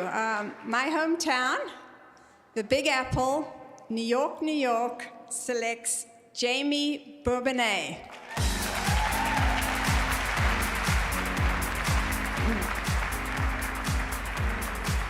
She's a right. Jamie Bourbonnais of Mississauga, Ontario. The defenders continue to go from Cornell University. 6 of the first 8 picks, defensemen. We knew it. We heard it from the GMs, from the coaches. They were going to go often and early. As a senior at Cornell, she held a 20-game point streak. I don't know if some players even scored that many points in their entire career. She was ranked 2nd among defenders in points per game in her senior year. She was only held off the score sheet 3 times in 33 games. She is at her best when she plays with confidence. Yeah, I would agree with you, Shannon. And when she has confidence, she is constantly escaping and finding ways to find lanes to the net. I think that her gift is avoiding that first forechecker or the stick on the offensive blue line and finding a lane to the net. Let's hear from Jamie. Jamie, congratulations. You're off to New York. You know New York well with your time at Cornell, but what excites you most about the bright lights? Yeah, I'm really excited to be in New York. I know Micah and Ella as defensemen are already there, and those are 2 people that are really close to me, and I played with Micah at Cornell in New York State as well, so that's really exciting. How excited are you to not have to block like Abby Rock shots? Yeah, I mean, I'm going to have to do it in practice every day, so that's a bit unfortunate. But no, I'm really excited to be playing with everyone that's already been drafted there, and I'm excited to see what's in store next. Congratulations. How are you going to celebrate today? My family's here, so I think just spend some time with them and enjoy the moment for sure. Enjoy the moment. Congrats. Thank you so much. Andy? Speaking of family, you know, Jamie's grandfather, Roger, captained the Edmonton Oil Kings to the Memorial Cup in 1963, also played for Team Canada 2 Winter Olympics and won bronze in 1968. So there's some history there when it comes to hockey in that family. Well, there really is. And she was part of the centralization roster in 2022. And although she didn't go to Beijing, she was part of that closed loop, a group of players that were there because it was COVID. And there's such a process that goes with that. And you train every day. You're part of something that you're working against the toughest players in the world, that being the Canadians. And so I really think that's elevated her confidence. And as mentioned earlier, when she plays with poise and patience, and that really is her gift. She's got great eyes, she's got great vision, but when she plays with that patience, she's able to be elusive, read the pressure in that first pass. And I really think that that's what she can bring on the back end. Yeah. All right, well, let's see if this trend can continue with defenders. You're right. What did we go? We went forward, D, forward, D, D, D, forward, D, D. You get a D, you get a D. Who's the next one? Yeah, I mean, are we shocked? Or is, I mean, even though GM said this was we're not shocked. No, I don't think so, because again, that forward depth, you know, there's just so many good forwards, excuse me, you know, that you can find who played in the PWHPA last season. There's national team members, there's PHF forwards who played on top lines for the Boston Pride, the Riveters. There's so much talent at that position that they're just going to snap up all of the defenders, and especially the ones who can shoot right. Strategy. Yeah. It depends how you want to build your and team. there's a run on D. You can't miss out here because next time you come around in the snake, they could all be gone. This is true. Well, let's see what's next then for Boston as we send it back to Tessa. As the ladies have mentioned, defense seemed to be a hot commodity and the top prize and what everybody's looking at. Let's see if that does continue. To make the 10th overall pick, please welcome PWHLPA Executive Director, Brian Burke.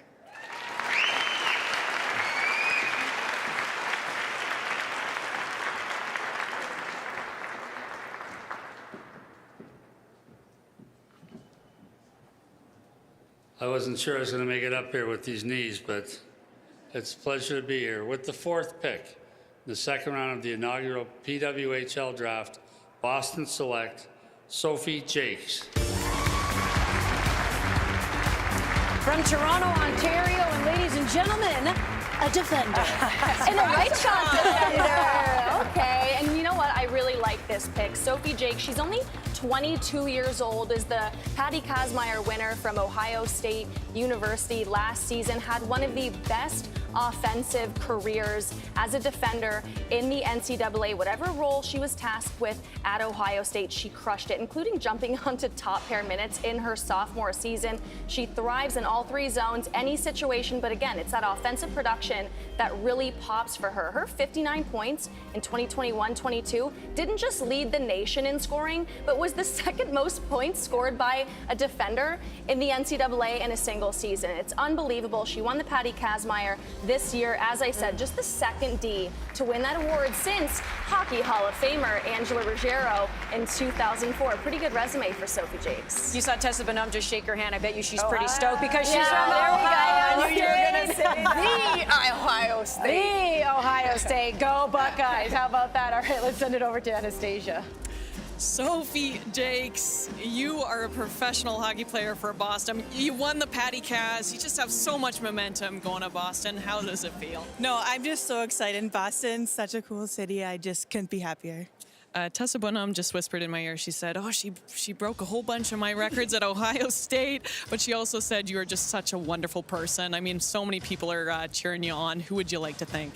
Yeah, definitely my family, my friends, my old teammates at OSU too. Like, just everyone who's helped me along my hockey career. I couldn't be more grateful. What are you hoping to bring to Boston? You're known for your offensive catalyst. Yeah, definitely. I'm hoping to continue my offensive game at the professional level, move puck quickly, and get some good shots off. Congratulations. I saw your parents in the crowd. It's going to be quite the celebration. Thank you. Andy? If you're a Toronto native, she grew up in the High Park area. Rennie Park is an outdoor rink. That's where she learned to skate, and I love those types of stories, right? The good old outdoor hockey where you're completely frozen. You have to take the gloves off and put your hands over the heaters inside the house and drink some hot chocolate. I love it. I love it. We might be drinking someone else at this age, something else at this age. So, well, you know, just had to throw it out there. But listen, Sophie Jakes, I'm really excited about this pick as well, because who is she going to be lined up with likely on that top pair is Megan Keller, and one of the best transitional skaters in the world, who is also a savvy veteran. So someone that can communicate. So not only because she's 22 years of age, she can learn and grow with one of the top defenders in the world. And listen, she's got those the offensive touch. There's no question about it. Haley mentioned what she did in the NCAA this past season, but she's also got a good first pass.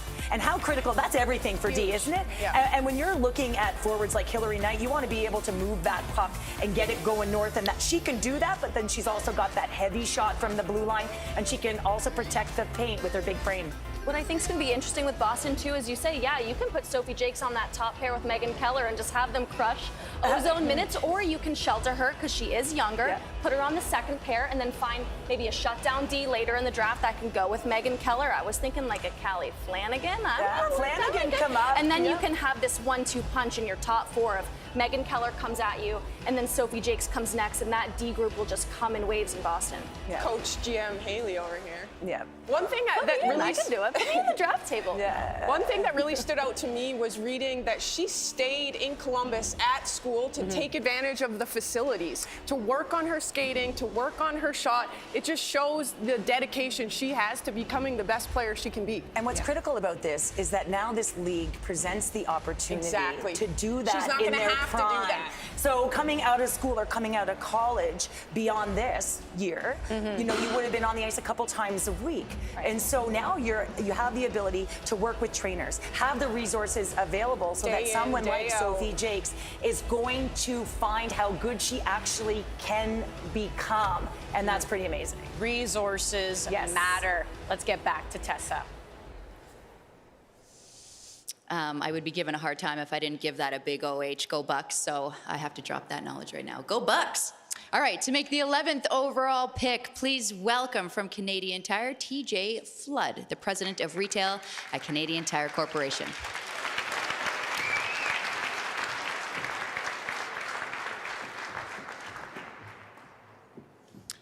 With the 11th pick in the second round of the inaugural PWHL draft, Toronto is pleased to select Emma Malte.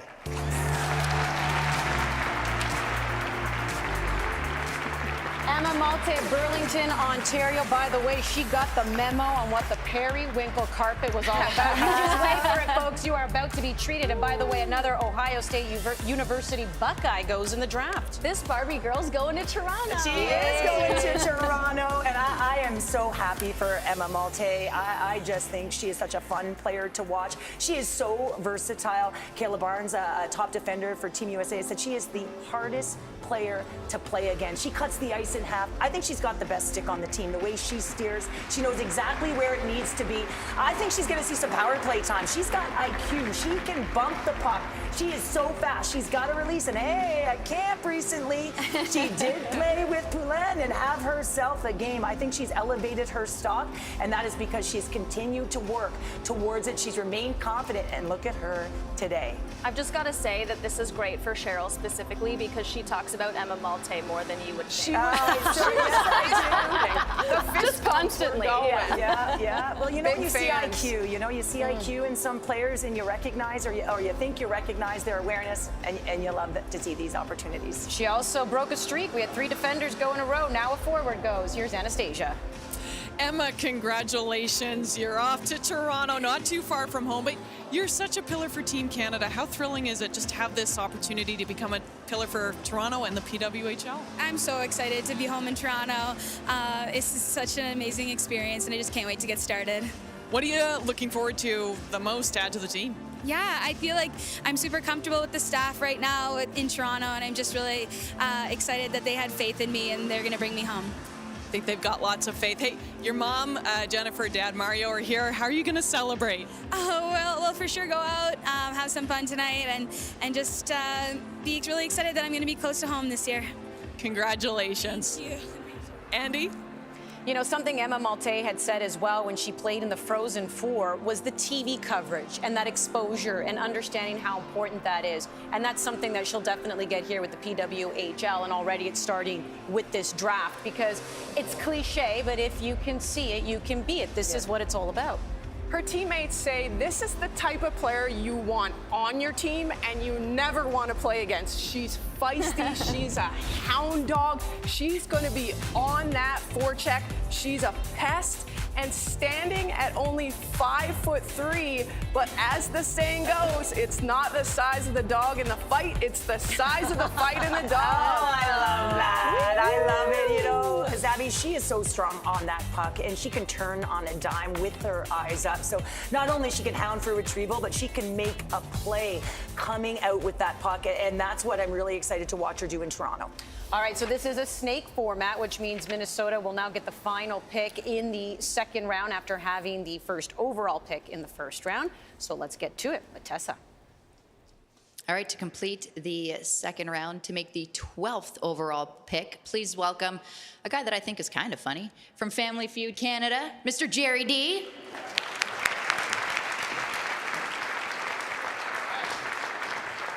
Whew, what an exciting day. Congrats, Jana, Billie Jean, everybody involved. This is awesome. The girls, past, present, this is for you. With the 6th pick in the second round of the inaugural PWHL draft, Minnesota is pleased to select Nicole Hensley.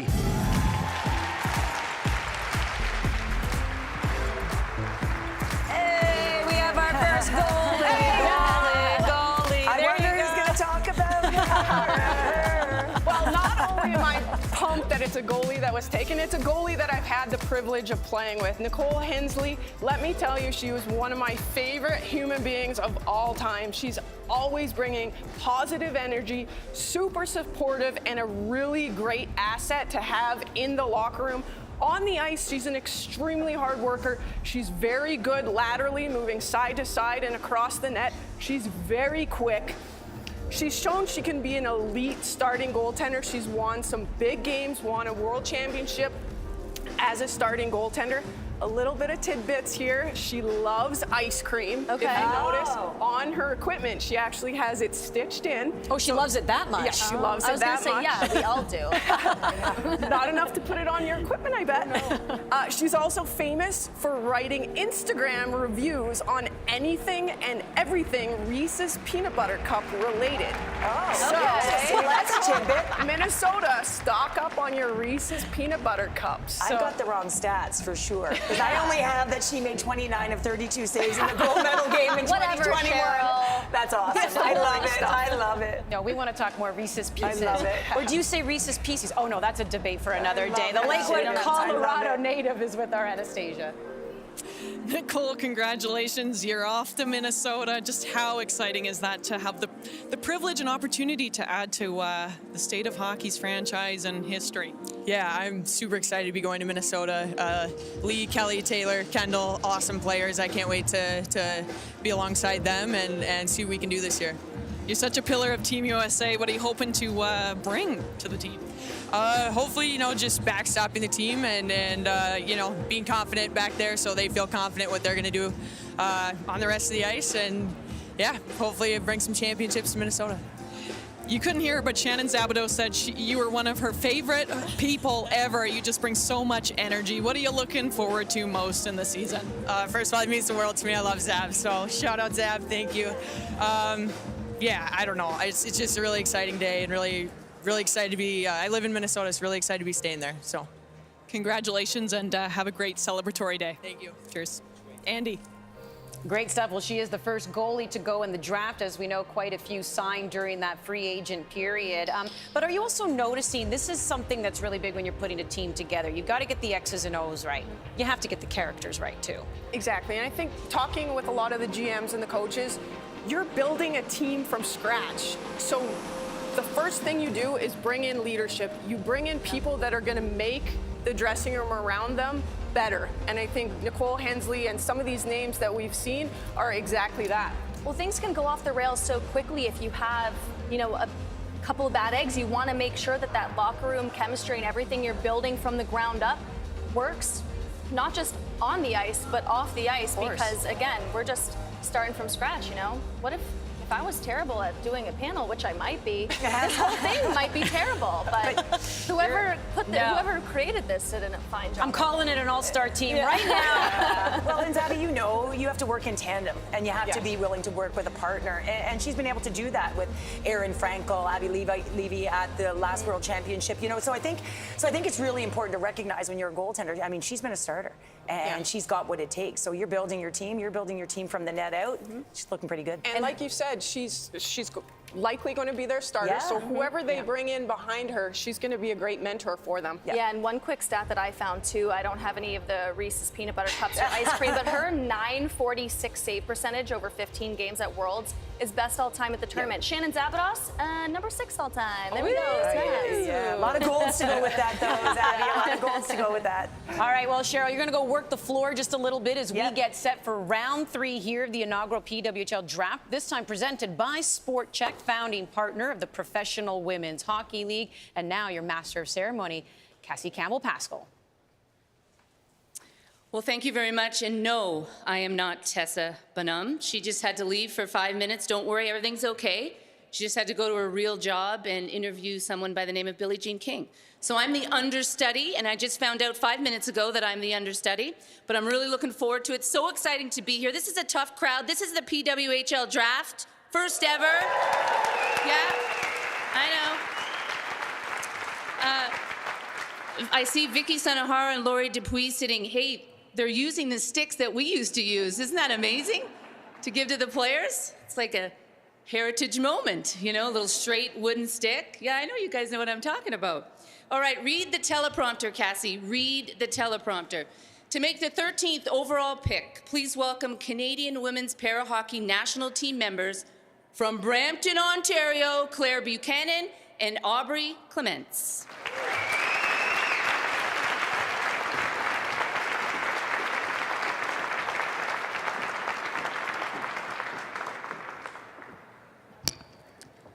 Hi, so we wanted to start off by saying thank you to both Canadian Tire and the unwavering support through women's hockey that have supported the growth of women's para-hockey as well.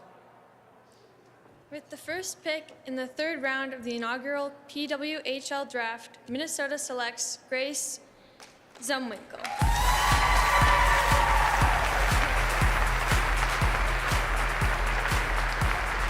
Well, from Minnesota, 23 years of age, went to the University of Minnesota, and that is where she's going to stay. Yeah, the state of hockey stays pretty local. We knew that Natalie Darwitz wanted some Minnesota flair on her team. She's also getting some Golden Gopher flair, of course. Darwitz, as an assistant coach over the last 2 years with Minnesota, is familiar with Grace Zumwinkle. And for me, at her best, Grace Zumwinkle is a power forward. She's really strong in the puck, has good separation speed, good hands in tight. Third highest scorer in the NCAA last season behind her pro and college teammate Taylor Heisey, who finished first overall. So we know that those two can work pretty well together. Of course, if they wanted to have a little bit more depth, you can split them up and again, just load up that top six if you're Minnesota. Grace has faced some roadblocks at the senior level, from limited ice time to being cut from the last World Championship roster. But, you know, she's gained that confidence back again as we look at the stats that she put up in the NCAA last season. I think she's someone who's really going to flourish in a league like this where she's going to get those top 6 minutes. All right, let's hear from her now with Anastasia. Grace, congratulations. You're going to be repping your home state. What's going through your head right now? Obviously, it's a whirlwind, but I'm excited to stay back in Minnesota where I grew up and played college hockey. So obviously speechless right now, but super excited. We've talked about it. Natalie Darwitz is putting a little bit of a Minnesota flair on this Minnesotan team. Just how exciting is that to know that you can continue the excellence of hockey from that state? Yeah, it obviously comes from a rich sport, obviously called State of Hockey back home. I know that's up for discretion, but especially having a lot of people local, I think will be a huge thing for our team. I think there's a lot of people in Toronto that want to claim we're the state of hockey, but hey, congratulations. It's so wonderful to see what you've done, and sky's the limit. Congrats. Andy? All right, thank you, Anastasia. So if we take a look at Minnesota's picks, you're right, Taylor Heisey first overall, so they do get a forward there. Then they end up going with their goalie right back to a forward. Starting to think they need to maybe turn their attention to defenders next. Megan Keller, as we know, was one of their free agent signings. But when you just start to look at what's being put together here, what are you starting to think of Minnesota? Well, I think they're getting, you know, top players at every position, right? And Lee Stecklein was their defender that they signed. And she, in my opinion, when you're looking at defensive capabilities, Lee Stecklein is the best there is. Her defensive details, she has a long stick, great reach, really smart, high IQ player. So they've got the captain in Kendall Coyne-Schofield. They've got the leadership in her. You've got a depth center in Kelly Panic. Fun trivia, by the way, the first player ever signed to the PWHL, if you're at trivia night in a couple years. They get the power forward in Grace Zumwinkle. They get the franchise star offensive talent in Taylor Heisey, and you got the goalie. So yeah, I think next should be a D, but right now they're checking a ton of boxes. Yeah. Sorry, Lee Stecklein. That's what I meant. That's okay. I'm talking Megan. I am just horrible with the There's so many defenders great today. players. No.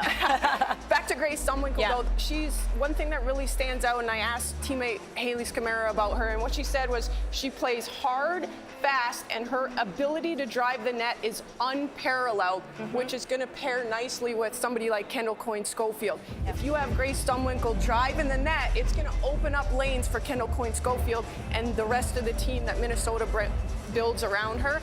And I think staying local, we talked about that, and I think it's just the ability to know the players in your locker room and build around them that's really going to help these teams gel and bond right away when you're building a team from scratch. I think the big question is does the American icon in Natalie Darwitz select a Canadian? at any point here. Spicy. Does she have it in her to do it? I think she would do it. I think once we start getting through, obviously, we're going best available, and I think Grace Winkle was one of them. But I think Natalie Darwitz, if there's a Canadian on the board, she's going to do it. Well, we're already seeing a lot of players, Canadians are playing in with American teams and vice versa, because this is the whole point of it. We talked about it turning professional. It's no longer about, well, this is where I live, this is where I'm going to play. Yeah. This is whoever drafts you, and it is the best of the best that are going in this draft. So let's see who goes next as we send it back to Cassie. Thank you very much, Andy. It's so great. I have an earpiece in. This is Tessa's. Actually, no, it's a fresh one, thank God. But Mike Dodson's producing this show, worked so long for CBC Hockey Night in Canada, so it's great to hear his voice in my ear. And Kathy Broderick over there, she's not going to wave. Yeah, you're going to wave, Kathy Broderick. Right there, long-time producer with Hockey Night in Canada. And every time I would be on Hockey Night in Canada, I'd hear her voice. Hey, how you doing, Cass? In front of 6 million people, I'd be so nervous, and then I'd hear Kathy's voice. 3, 2, and I was like, ah. So Mike Dodson, Kathy Broderick, so many great people that work at CBC. All right, to make the 14th overall pick, please welcome Canadian Tire Corporation Vice President of ESG Strategy and Community Impact, Kim Saunders, as well as her daughter, Paige, who was just selected to play rep hockey for the first time and wears lucky number 7.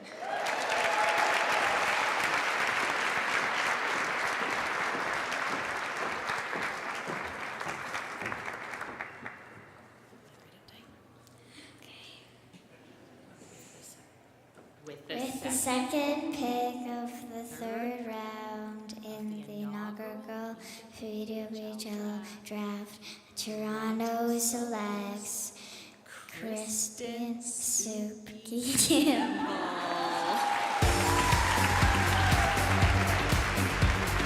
All right, who is that drafter? Where does she play? What are her stats? We need to know everything. Let's sign her up. Well, Kristen Campbell, this might be my favorite pick of the draft, and let me tell you why. Don't let her third string placement on Team Canada fool you. It's not necessarily solely based on skill. Unfortunately, there's 3 goalies and only 1 can play, and when you're coming into a tournament with only 5 or 6 games, it's hard to get your opportunity when you're coming in behind 2 already established goaltenders. I wouldn't be surprised to see her emerge from the shadows and be a top goaltender in this league. She's big, she plays the puck well, she works hard, is the consensus among her coaches. They love working with her, extremely coachable. She also has the ability to handle adversity, which might be a goalie's biggest asset. I think this is a fantastic pick.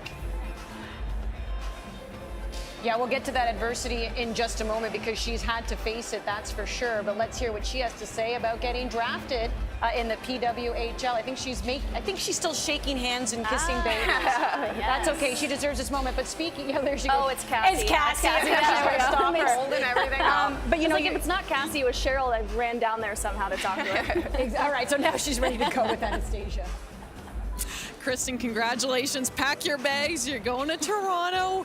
It was so cool to hear little Paige call your name. When you were her age, could you have ever dreamt that this would be your life? Yeah, no, for sure. It's so cool that she got to call my name out. And I think when I was her age, I never imagined an event like this. It was always like NHL drafts. So it's pretty monumental that she was able to be the one to call my name. Pretty special moment.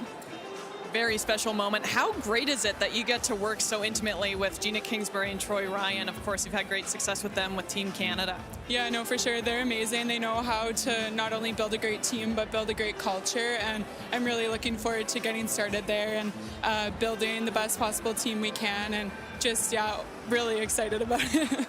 Congratulations. I took a selfie with your mom, Janet. I know she's somewhere around here. She's so fired up. Who are you going to celebrate with? Yeah, for sure. Her. She flew down yesterday from Brandon, Manitoba. So she's out here, and then all my family watching back at home, I know, are also cheering, and I say hi to them. But no, it's definitely pretty exciting to have her here with me today. Congratulations, congratulations, congratulations. And shout out to Brandon, Manitoba. Andy? Moms get so excited. They see anyone with a microphone and they just need to have a selfie to document this incredible moment. But let's talk about that adversity. Yeah, so she started out at North Dakota, the program folded. Yeah. So what do? Panic? No, you get on your game. She transferred to the University of Wisconsin, where she led the Badgers to a 2019 national championship. Then only to have more adversity, and in the 2020 season, it was canceled due to COVID before they could defend their title. So if there's anything you want in a goaltender, it's mental strength and stability, and this is one that has it. Yeah, and I think with Toronto and you see Nicole Hensley go to New York, I think there's a very good chance that Kristen Campbell was circled as Gina Kingsbury's #1 goalie that she wanted to take. And when you see Hensley go, you think, all right, are some more teams going to start going goalies? We need to lock up who we believe is going to be our starter. And you mentioned it, she's the #3 with Canada, but that's not because she's lacking in any area. Really technically sound, she uses her size really well, and she had an incredible college career. We talk about the adversity that she overcame, and also look at some of the numbers and the records that she set. 90, 13, and 7 over her career as the #1 goalie, 931 save percentage, and she shut out every single team in the NCAA tournament in 2019 en route to a championship. So I think Toronto thinks they found their #1. Why not? Good little battle in net there for sure. And all these teams. Let's get to the next pick here at the inaugural PWHL draft. Tessa, where are you? Please come back soon. We need you. We need your research. It's kind of important. So come on back, Tess, anytime now. Listen, Auntie Janet, Kristen Campbell's mom. That's right, we're related. Campbell, you know. Now we are anyway, right, Auntie Janet? For sure, yep. All right, here we go. To make the 17th, or no, not the 17th. Whoa. See, Tessa would have never made that mistake. But I, as a more experienced broadcaster, however, do. So to make the 15th overall pick, please welcome NHL Executive Vice President Susan Koehig.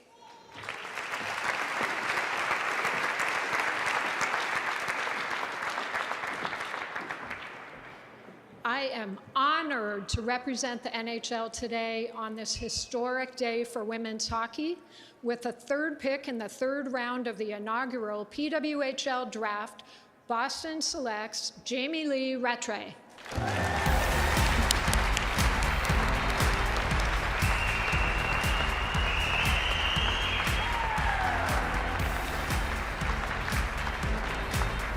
Thirty-year-old from Canada, Ontario, the 2014 Patty Kazmaier Award winner is going to Boston.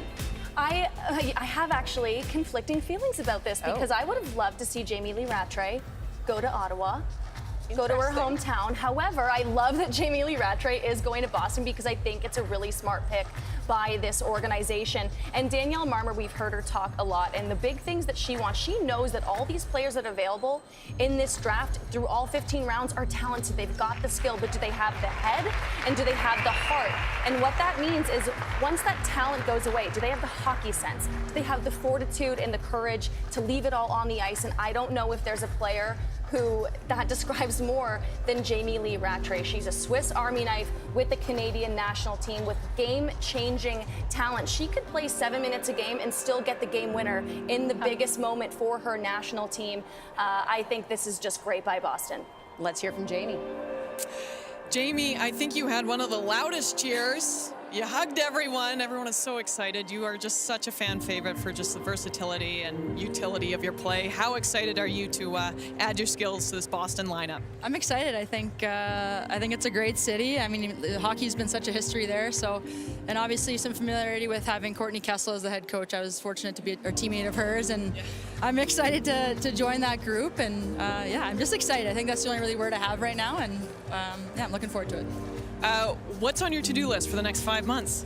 Get ready. I think get to know some of my teammates, and then just get myself ready for a season, and bring a championship back to Boston. Let's go.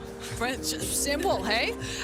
Your dad, David, your girlfriend, Whitney, is in the crowd. Families here. Just how important and how lovely is it to have this moment with them? Yeah, this is awesome. I mean, especially having my dad here, right? He saw me grow up playing, and I don't think we ever thought we'd get to this moment. So pretty cool. And obviously having Whitney here and her mom has been really special, and she's been a big part of this and big support. So without that, I don't think I'd be where I am. So I'm really excited.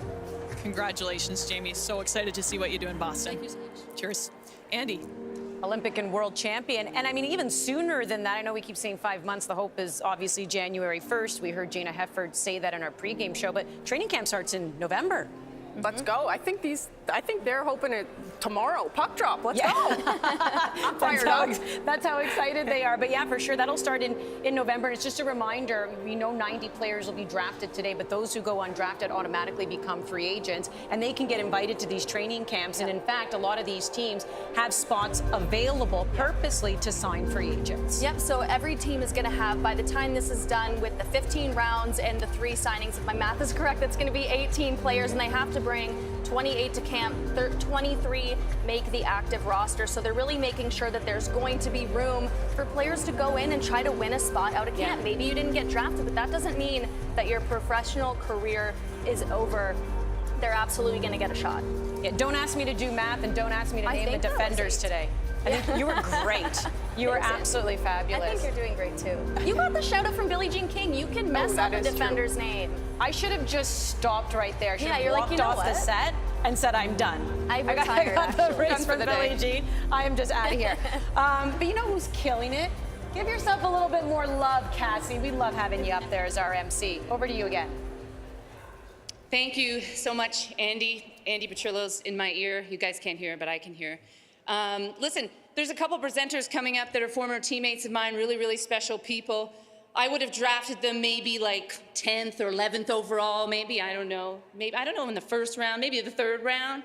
But nonetheless, they would have been drafted for sure if I was a general manager of a team. Vicky Sanahara was my line mate with Daniel Goyette in my last Olympics in 2006.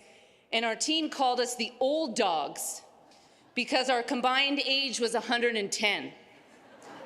But we showed them, didn't we? We won gold or something. I think gold it was. Anyways, to make the 16th overall pick, please welcome University of Toronto women's hockey head coach and former national team members, Vicky Sanahara and Lori Dupuis.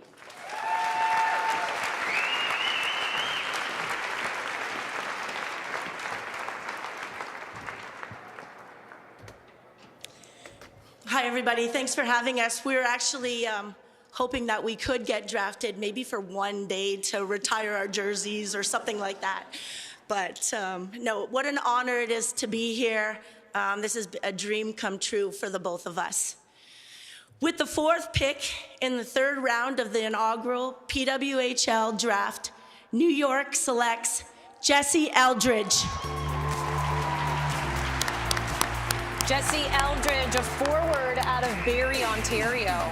25 years old, a lot of upside, and in every team I talked to, this was one name that came up time and time again. She's a player that coaches and GMs agree could really flourish in this league. She has unbelievable skill with scoring prowess. She's great one-on-one with skills to beat defenders. She had the most goals in Colgate history, 74 goals, 89 assists, and 163 points in program history. Wow. She shares or holds 10 program records, which is tied. She's tied for most games played as well. She had 22 points in 20 games last season with the PWHPA. She's a World Championship gold medalist. A lot of upside to this pick, and again, a name that I heard a lot. So you're saying that's a pretty big resume. Not too bad for a 25-year-old. We'll probably dive more into that in just a moment, because let's hear from her next. Jessie, congratulations. You're a professional hockey player. How did it feel to hear your name called by Vicky Sanahara and Lori Dupuis, 2 legends? For sure, pretty surreal. I think just being here, you kind of forget what's going on, that your name might be called in the first place, but to do by 2 Canadian hockey legends is even more special. You going to New York, of course you know the state well, you went to school there. What are you excited most to make an impact with? I think super young team so far from what they have, so I know those girls pretty well. Just gonna have a lot of fun and excited to actually have a season of hockey. Yeah, that's very exciting.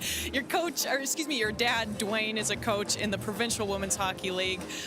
What would you like to say to just some of the girls that he coaches and anyone that's aspiring to be in this position in a few years? For sure, those girls are really lucky to have them, and I just think this is awesome I know some of them skipped school today to watch this on TV, so just to be able to dream about this in their future careers is really special. They're going to remember the day when they said, I watched Jesse Eldridge get drafted. Congratulations. What a day. Andy, back to you. Great stuff, Anastasia. Jesse Eldridge, she'll be plying her trade in New York.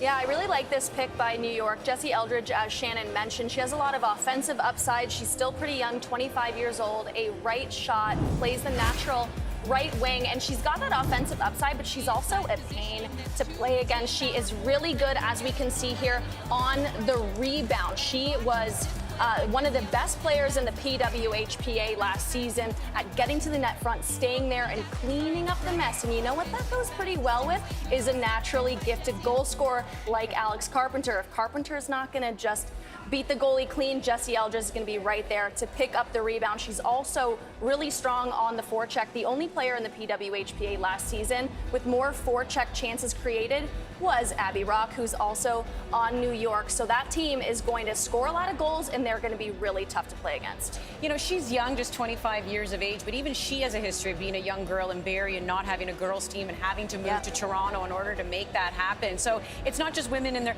30s and 40s who went through that kind of stuff. So she's already used to going through adversity, but you heard Anastasia say it. You can now call yourself a professional hockey player. Let's get to the next pick. Ottawa has it. Once again, here's Cassie. Thank you very much, and let's keep this thing rolling. To make the 17th overall pick, please welcome PWHL Advisory Board member Royce Cohen.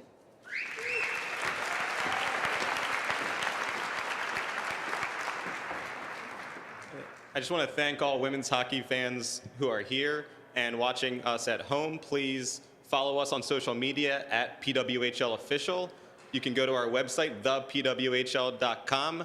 And as of this morning, you can secure your spot online to get tickets for the upcoming season on our website.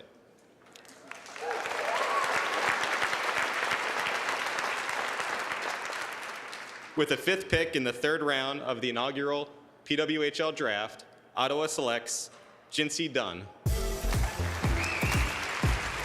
Jinsey Dunn, Rose, one of the few players who are not in attendance here, but this is another Buckeye that goes, and now we're back to the defenders as well. A great pick here. This is a player who's been said to have great vision, great skill. She's reliable defensively, but she can create offense with her playmaking abilities, the way she sees the ice. And one of her teammates said, when it looks like there's no plays available, she can create something out of nothing just because the way she sees the ice, she can anticipate, see things coming ahead of time, and be that reliable offensive and defensive defenseman. Yeah, after making 3 consecutive senior national teams for Team USA, including the 2022 Olympic team, Dunn was a bit of a surprising cut from USA's most recent World Championship roster, but I think she's going to be an asset to this Ottawa blue line. And she's someone who, again, can build up her confidence in the Pro League and really take this opportunity and start to thrive as a professional hockey player. I can see her playing on a top pair. On the second pair, she really solidifies that top 4 for Ottawa, who we've seen already take a couple defenders. I really like what they've done. She can be reunited with Savannah Harmon, who she played with on the national team.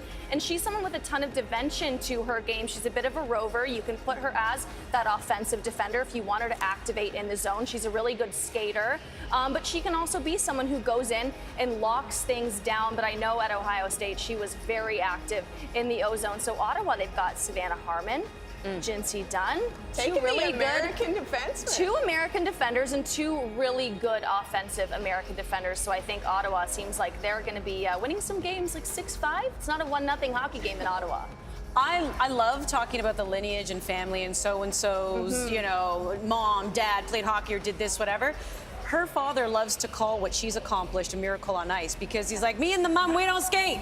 We don't know how to skate. Yeah. So, another fun fact about her, I'm pretty sure she has a song out on Spotify and Apple and all the platforms. Really? We'll have to listen. And her sister, by the way, we're going to be talking about Joy Dunn in a few years when she gets to this level because she is unbelievable. All right, well, there you go. Let's find out who Montreal's going to pick as they wrap up round 3. All right, here we go. To make the 18th overall pick, please welcome PWHL Advisory Board member Stan Kasten.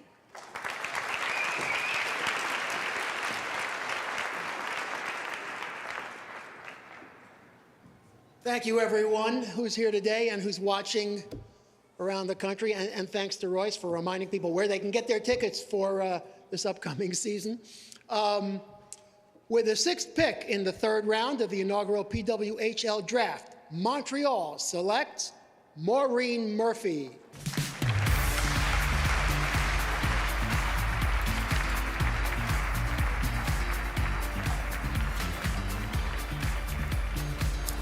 Buffalo, New York native, attended Providence College, Northeastern University, a Husky as well. The forward will be going to Montreal. Well, what we know about Maureen Murphy is she absolutely thrived on a line with Alina Mueller at Northeastern. Mueller, we know, is at Boston, but you know what? Who can she play with in Montreal? Marie-Philippe Poulin. If you want to throw her on MPP's wing, we know that she can play with dynamic offensive talent. Maureen has a really good shot. She has an elite vision. She's a great skater, somebody who can scale that lineup if you want, but I really think this is going to be a solid top 6 right winger for this Montreal team, and it just gives them so many options in that top 6 now. We're talking about Marie-Philippe Poulin. We're talking about Laura Stacey, Maureen Murphy. Coach Corey Chevry is going to have a ton of options and a lot of versatility with her top lines in Montreal. Building their front end. Love to see it. Yeah, we did see in their first pick in the 2nd round, Kristen O'Neill as well. So 23 years of age, young, sky's the limit still for her. Here she is with Anastasia. Maureen, congratulations. You're moving to Montreal as a professional hockey player. The panel was just talking about how much you thrived with Alina Mueller, and now they're saying, hey, we're pretty pumped to see what you can do with Marie-Philippe Poulin. That's got to put a little pep in your step. Yeah, I mean, obviously, I would be beyond thrilled to play with her, and also just learn a lot from her leadership skills and on and off the ice. So really excited for this opportunity. What are you most excited about going to Montreal?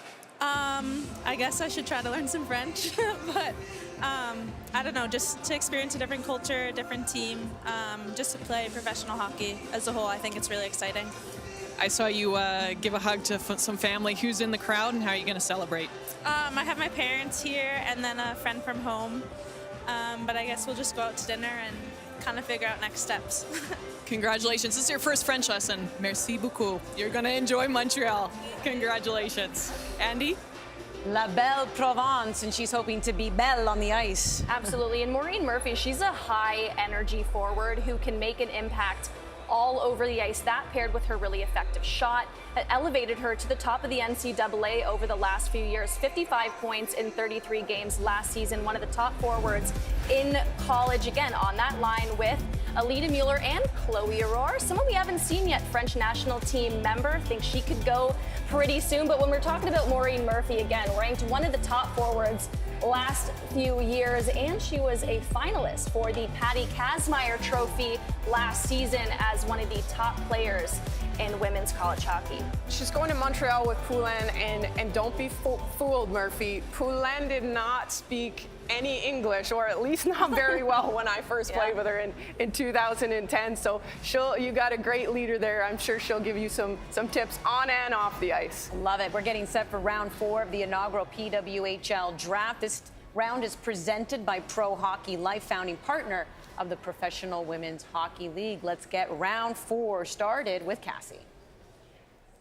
Well, some good news. Tessa Bonhomme is officially on her way back, so we can all clap for that. That's exciting. Whew. My mom has a roast on, so I have places to be, you know. I just noticed Emma Malte came back in the room, and I'm hoping that she'll give me my shoes back. If any, you know, those are pretty stylish. Okay, stop it.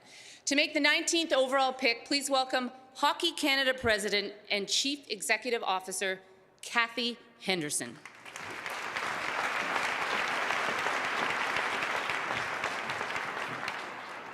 What a great day for women's hockey. With the first pick in the 4th round of the inaugural PWHL draft, Montreal selects Dominika Laskova.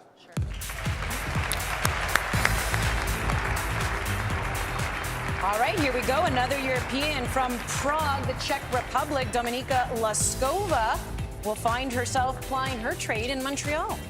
She's a really interesting player and someone who we definitely thought could be a bit of a wild card in this draft. You know, could she rise up to one of these higher picks as she has in this fourth round? Somebody who played in the PHF last season with the Toronto Six. She is a bit of a rover. She can play a right shot D, but also kick up to the wing, play up forward as a right winger where she played last season with the Toronto Six. But again, that's someone who you can say, all right, we want to put you on the right wing. We want to maybe kick you down, have you play some defense. I think Montreal, again, they've got lots of options, lots of skilled players, a ton of versatility. I think what Danielle Sauvageau is doing so far has been really smart in giving her coach plenty of options with her lineup. Well, we know right-handed defensemen especially are extremely sought after. And like you mentioned, she played in Toronto last season, so she has that familiarity here.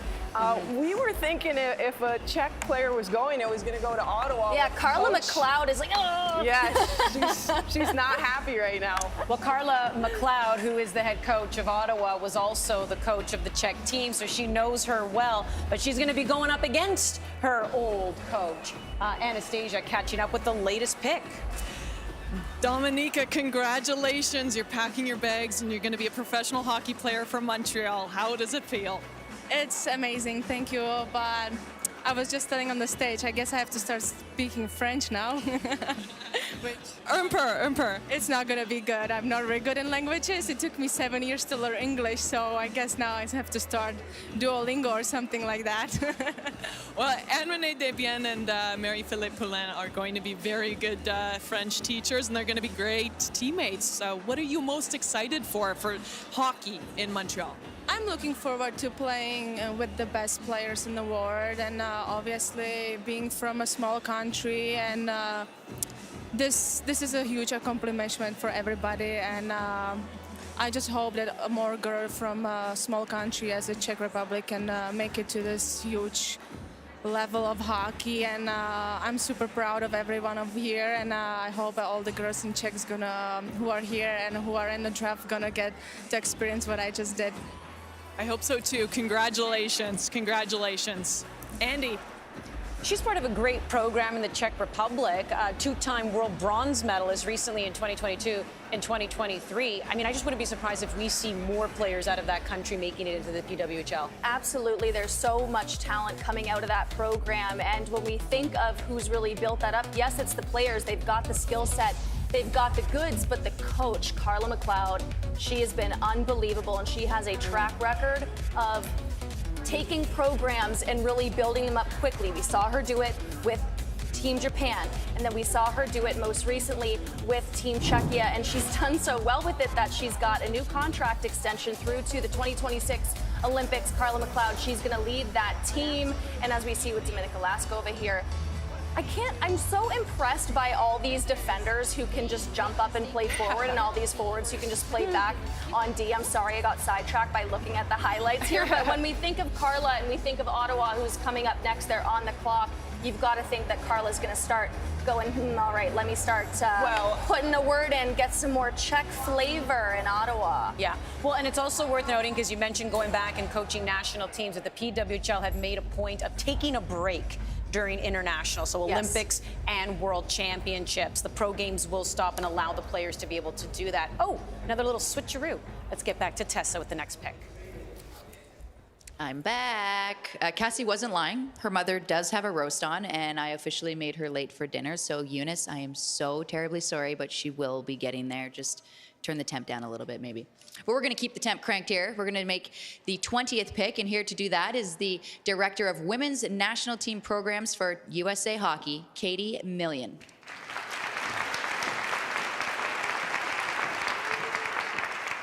Thanks, Tessa. What a historic day here. I'm so honored to be here, and congratulations to the players who've already been selected, and good luck to those who are waiting to be selected. So with that, with the second pick in the fourth round of the inaugural PWHL draft, Ottawa selects Gabby Hughes.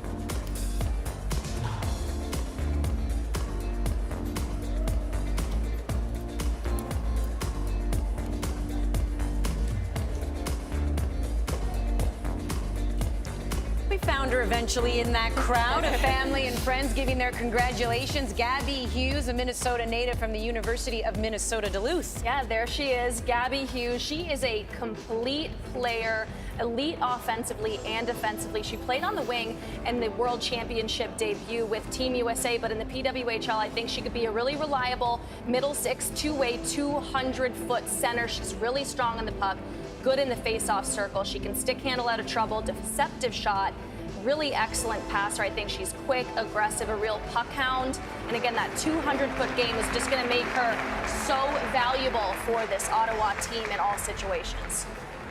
She's also one of those players who debuted at the most recent World Championship, just playing under 10 minutes. But man, she is electric. You talked about the 200-foot game. Look for her to help on the breakout as well. Yes, that is the voice of Cheryl Pounder. We welcome her back to the stage here in round 4. Let's get to Anastasia.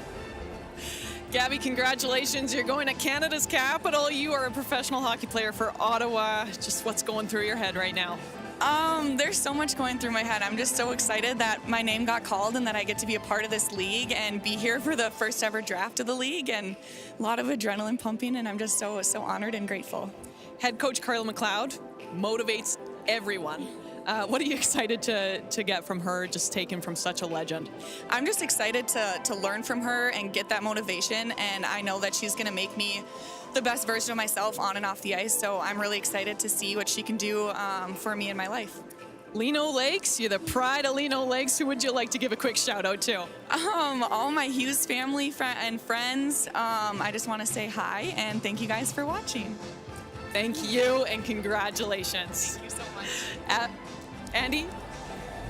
All right, great stuff, Anastasia, as we continue to roll along here at the draft. I think it was Jocelyn Larocque who also got up there with her purse. I'm just saying, somebody, you got to hold the purse just a little bit. Unless it's part of the outfit, then I completely say, do you. But what else do we love about Gabby Hughes? Well, I just love that she's got the great work ethic. You can expect to find her net front. I did have the opportunity to speak to the associate coach at UMD, Minnesota Duluth, Laura Schuler, and she said, like, this is an athlete who does have it all. And being a two-way player, as a defender, it is really nice when you have that low support, and this is what Gabby Hughes does. She's not afraid to help on those exit, and she comes up the middle of the ice very effectively. So I expect that she'll play a ton of minutes here, and she's just an all-round physical player. Yeah, what I really like about Gabby Hughes, too, is you hear all those things, and she has the ability not just to drive play, but to create space for herself. She doesn't need somebody to drive the lane to do it for her. She can create space for herself, her teammates. She's a good passer,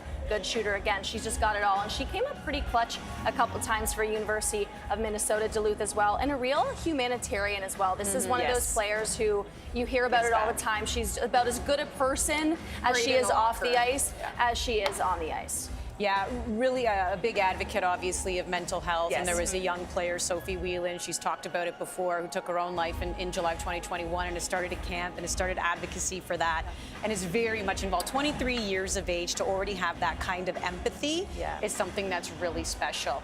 Let's get back to Tessa Bonhomme and the next pick. How are the snacks going back there? Everybody snacked out? Are we still good? Nervous eating? Nervous eating? I feel ya. All right, to make the 21st overall pick, please welcome NHL Female Hockey Advisory Council Chair and Senior Director of Player Health and Safety at the NHLPA, Maria Dennis.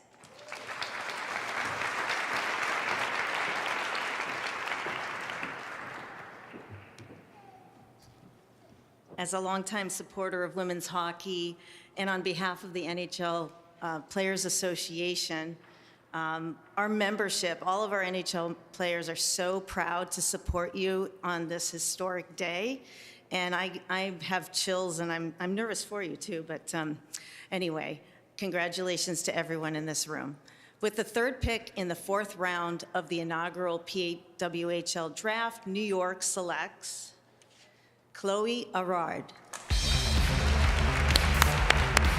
Chloe Arard of France actually started playing with Team France at the age of 14. Yeah, pretty incredible. Over a decade. And you just look at this young athlete and how she can drive play, and had the opportunity to call the World Championships, and you could notice her on the ice each and every shift that she was out there. She was dangerous, and guess where she's been dangerous? At Northeastern, playing alongside Alina Mueller. But Chloe Rodamy, a three-time Hockey East first-team All-Star.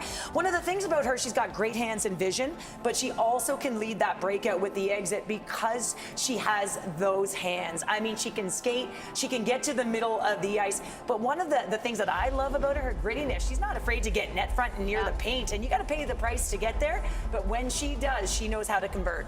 Chloe's fourth all-time in Northeastern program history with 204 points, 89 goals, 16 game-winning goals in 167 games played. She was incredible on a line with Alina Mueller, but something about Chloe is she does not need the elite offensive center to drive play for her. She can do it all her own, and I think we're going to see her do that in New York. Still only 24 years of age, despite being a huge component of building that French national team. Here she is with Anastasia.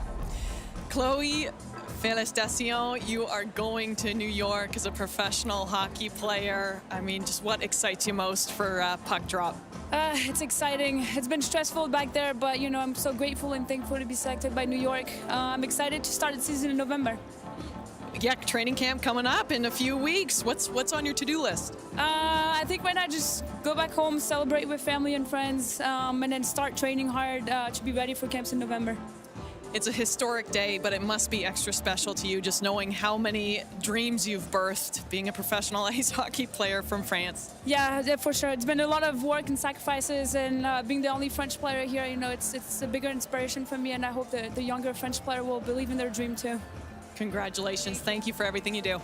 Andy?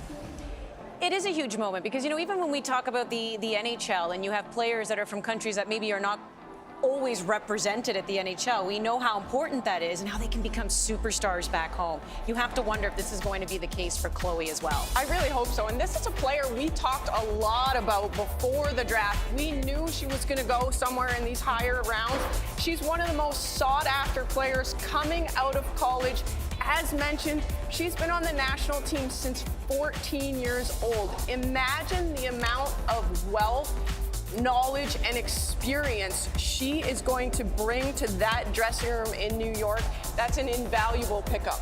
And to your point, Andy, she's not just going to become more of a superstar in North America. She's also going to be able to elevate her game even more and then bring that back home to her national team. More French players might be able to come here. More French players might elevate their game to be up to level with Chloe Award. And this is something that we've talked about the need for a league like this for all the best players from around the world. Hayley Wickenheiser talked about this in 2010 at the World Hockey Summit when they said, what are we going to do? Canada and USA keep winning all the gold medals. How do we fix this? And she said, we need a league for everyone to play against each other, for all of us to build off each other and improve and get better, bring that talent and the skill set and the training back to our national teams to raise the international game. And I think we're going to be able to see this.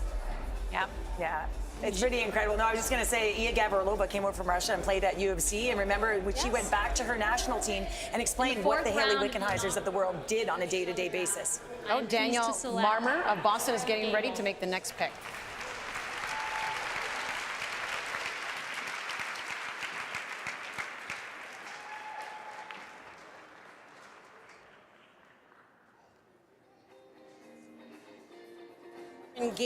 Lauren Gable, check, 1, 2, there we go. Poor Lauren Gable, we didn't hear her name the first time and then my mic going down, but Lauren Gable of Kitchener, Ontario is going to Boston. Well, Lauren Gable, I mean, what can you say about this athlete? She is got arguably the hardest shot in the world. And I know we talk about Marie-Philippe Poulin and how amazing she is, but this woman has a release. She is a bona fide sniper, and put in the right spots, you know that she's going to find the back of the net. You know, I know that everyone talks, they got to work on their defense. Not this woman, because you just put her in the offensive zone, put her on the power play, give her an opportunity in those spots, and she's going to convert at all times. That's what Megan Keller's there for. Yeah. Let her play D. All right, but over to Anastasia. Lauren, congratulations. You're headed to Boston. You are coming into this inaugural season with so much momentum. MVP, most outstanding player of the PHF. It's got to feel pretty good. Yeah, I'm happy to be back in Boston. Obviously, after last season, I really enjoyed it and couldn't be happier. What are you looking forward to most? The city, the fan base, everything's super great. And, just being with a new team and coaching staff and everything, I'm super excited. Such a history of success in Boston, of course, when it comes to hockey. A lot of folks think that you perhaps have the greatest shot in the world. That's got to also be pretty exciting, knowing you'll be playing next to Hilary Knight. Yeah, for sure. Obviously, well-established athletes all across the board here, and I'm super excited to be alongside her. She's obviously a huge role model in this sport, and excited to be her teammate this year. Congratulations. Lots of work to do, but today is celebratory. Congrats, Lauren. Thank you. Andy? All right, we're talking the shot, but this is also somebody whose conditioning must be on another level, because in June she ran her first 10K, did it under 50 minutes, never mind under an hour, would have taken me 2. So she does it under 50, and she actually won the Ladies A-Flight Championship at the Galt Country Club, which is in Cambridge in Ontario. So this is, multi-sport athlete. Her shift length could be 2 minutes, and she just wouldn't even be out of breath. Yeah, she's not going to be coming off the ice anytime soon, and that's going to be a good thing for Boston if that's what happened, because as Cheryl said, this is an elite offensive threat. When she has the puck on her stick, she has a really deceptive, quick release, one of the best shooters, best goal scorers in the game right now. And what I think is so exciting about Lauren Gable, if you're Boston, is you can have the flexibility. You can either have her as an elite second line center behind Alina Mueller, or you can kick her out to the wing, have her play with Alina Mueller. Once again, we're starting to see a theme of these general managers finding pieces that they can move up and down the lineup and say, okay, you can drive your own line, or we can load it up and have an unbelievable first line, and Lauren Gable gives that to Boston. Well, and she's got great hands, and I had the opportunity to watch her a lot when she played for Clarkson back-to-back, Natty Champs, and Patty Kazmaier, best player in the country. She can score. Yes. And when we talk about, you mentioned elite goal scorers, there aren't that many in the game, right? Where you say, oh my goodness, she knows where the back of the net is. If it's on her stick, she's going to bury it. So she is an excellent player, but I like her on the flank. MVP of the PHF last season, we should mention as well, with the Boston Pride. In Boston, so she's familiar. She's happy to be going back. I'm sure their fan base is as well. 2 more picks remaining in round 4. Toronto's up next. Here's their GM, Gina Kingsbury.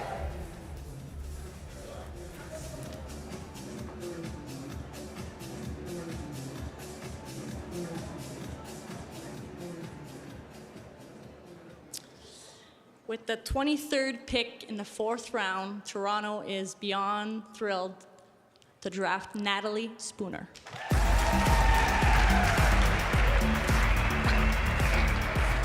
Little baby Spooner. And I have to say, when she took to the periwinkle carpet, there was a massive cheer.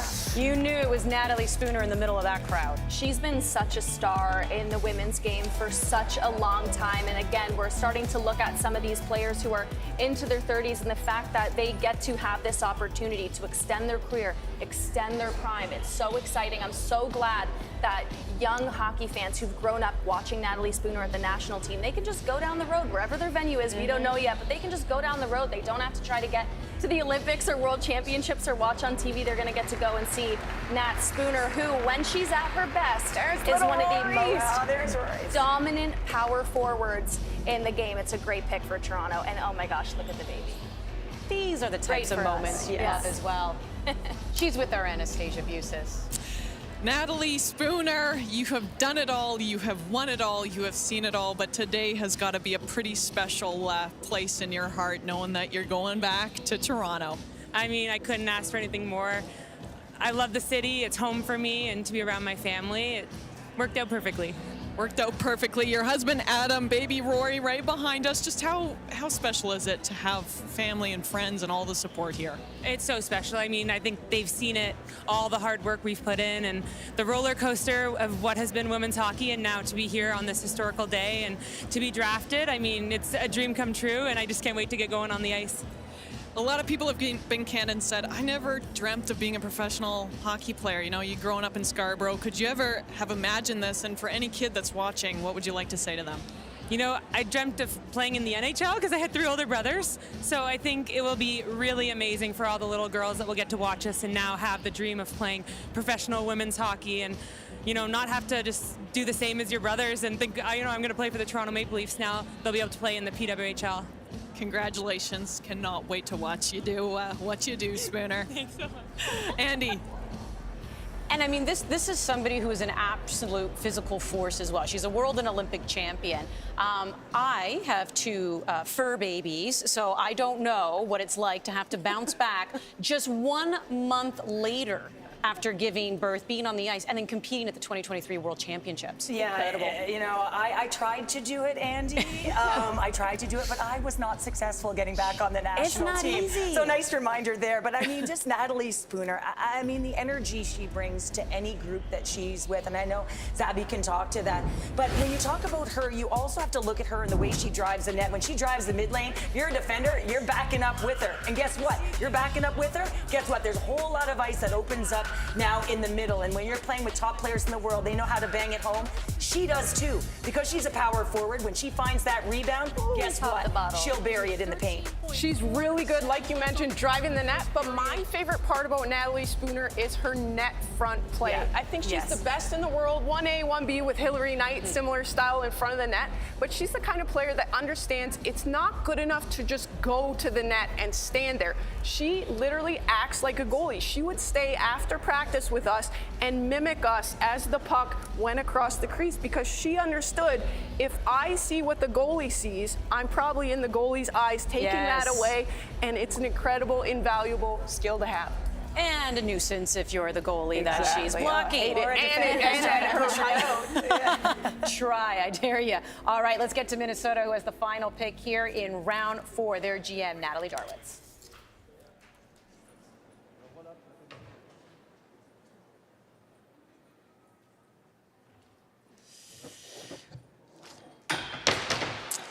All right, icebreaker. On a serious note, we're going to dedicate our 4th round draft pick to Jory Jones, who tragically lost her life a few weeks ago in a car accident. She was a goalie for Gustavus Adolphus. She was a defending national champion for them, so we're dedicating our 4th round draft pick to her. And with that, the 6th pick in the 4th round of the inaugural PWHL draft, Minnesota is pleased to select from Lakeville, Minnesota, Maggie Flaherty. Special dedication there in this round 4 for Minnesota. Maggie Flaherty, also a Minnesota native, went to the University of Minnesota Duluth, will now be plying her trade in her home state. Yeah, Maggie Flaherty. I mean, she's one of those athletes. She's got an incredible shot. And what I love about her is that a lot of athletes don't recognize the time and the space they do have when they are a shooting threat. This woman does. And so that makes her even a greater threat when she gets to those spots on the ice, because she's not afraid to take it either. And she certainly has sniped when she finds that ice. But it's about finding the lanes. And that's the thing that I think that she's really gifted at. I know for a lot of players that I coach, they take themselves out of that shooting area. Not this young woman. A real offensive flair to add to a D pair that has a lockdown defender like Lee Stecklein already on its roster. Savvy stuff. Love it from Natalie Darwitz. I'm excited for this season, guys. Really excited. We're bringing you the first 4 rounds here. Now that's wrapped up. We started off the show obviously talking about how historic and how monumental this day is. I started off with very neat notes. They are all over the place now. I've now learned what it's like have a tidy to do a staff draft. Still. I had a hair tie here Sorry, somewhere. Andy.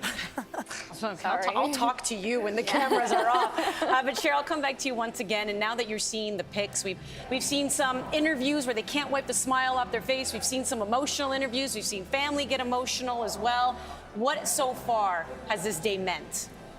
Oh, you're gonna get me emotional, Andy. You're gonna get me emotional. You know, it comes back to what all of these women are saying in their interviews. Whether they're talking about their family, or they're talking about where it began, or they're in tears like Alina Mueller because it's a monumental moment in her career and she's attributing it to her family, or whether it's Natalie Spooner, her son's in the crowd and her husband's holding the baby and she's saying to all the little girls out there that this is possible. So for me, it's about this day happening and us talking about these women as athletes and about where they belong in the game. And for all the young women watching and young boys, men, women, these women are here to stay. So buy a ticket. Buy a ticket and watch them, because when you see the skill and the talent that these teams are going to possess, I think you're going to buy in. And how good did it feel, Haley? I mean, you were ripping those stats like nobody's business. Yeah, I know. I was saying that my stack is so handy, but I feel bad because everything was just a color-coded disaster on my laptop. So I don't feel bad, Andy. I'm sorry for that. But yeah, I think what made today so great is we got to really just celebrate the depth of talent and skill in this women's talent pool. It's incredible that we can go down the list of all these players who could have gone in the first round, could have gone in. There's no bad picks here. This was a fantasy draft, and all these GMs are doing such an interesting job, and I'm so excited to see some of these younger players who maybe we haven't seen at the national team level, or the national team players who've been on the third line, fourth line, what they're going to do once they get more opportunity as a first-line player, first-line center in a pro league. I just think the sky's the limit for so many of these players, and they're going to get an opportunity to really show what they can do to the world. Let's see some great saves. Come on, right? I know, I can't wait. There were some great goalies taken. And that's the best part about this is at no point have we ever had the best players in the world on the same ice other than at the Olympics or a World Championship where ratings were through the roof. People wanted to see that, and now we have it today, day one. A lot of years in the making, but from here on forward, we're going to get that opportunity, and I am so excited for these athletes. I wish I was 10 years younger, 5 years Well, even, you could come 2 out years. retirement. You can come coach with my team if you want. Yeah. Okay. So Also, come to the games. we were joking actually in the makeup chair. I was like, Shannon, did you like low-key put your name in the draft declaration list? Shannon Thought Davidos, about actually, it. she's offset. She got drafted by Minnesota. I'm just kidding. I thought about it. New York, by the Don't way, tease us New that York, way. by the way, still doesn't have a goaltender. Just going to slide that one in there. Something to watch for Well, the and rest this of is the thing. draft. We're going to continue to keep an eye on this draft. It will continue on CBCSports.ca and CBC Gem if you want to watch all 15 rounds. And this is just the start. This is just the start of us talking about women's professional hockey. Let's send it back to Anastasia Busis. Maggie, congratulations. You don't have to go far. You're staying in your home state. How special is that to be a professional hockey player for Minnesota? Well, thank you. It's very exciting. I mean, growing up in Minnesota, even watching Natalie Darwitz growing up, it's the state of hockey, so it's awesome to get to stay here. Yeah, Darwitz has been making moves, eh? So many strong picks. Taylor Heisey going first overall. Like, you must be pretty excited to play with these women. Yeah, absolutely. I mean, everyone made a name for themselves, and I grew up playing hockey with Heisey and a couple of these other girls, so it's super exciting to be back on the same team. What are you most excited for in the next, let's say, five months when puck drops? Oh gosh, just like the whole new league getting started, come on, you get to play games again, getting the teams all together, traveling. It doesn't really get much better than that, Well, you had a huge cheer when your name was called. I saw lots of hugs. Your parents are here. What are you going to do to celebrate?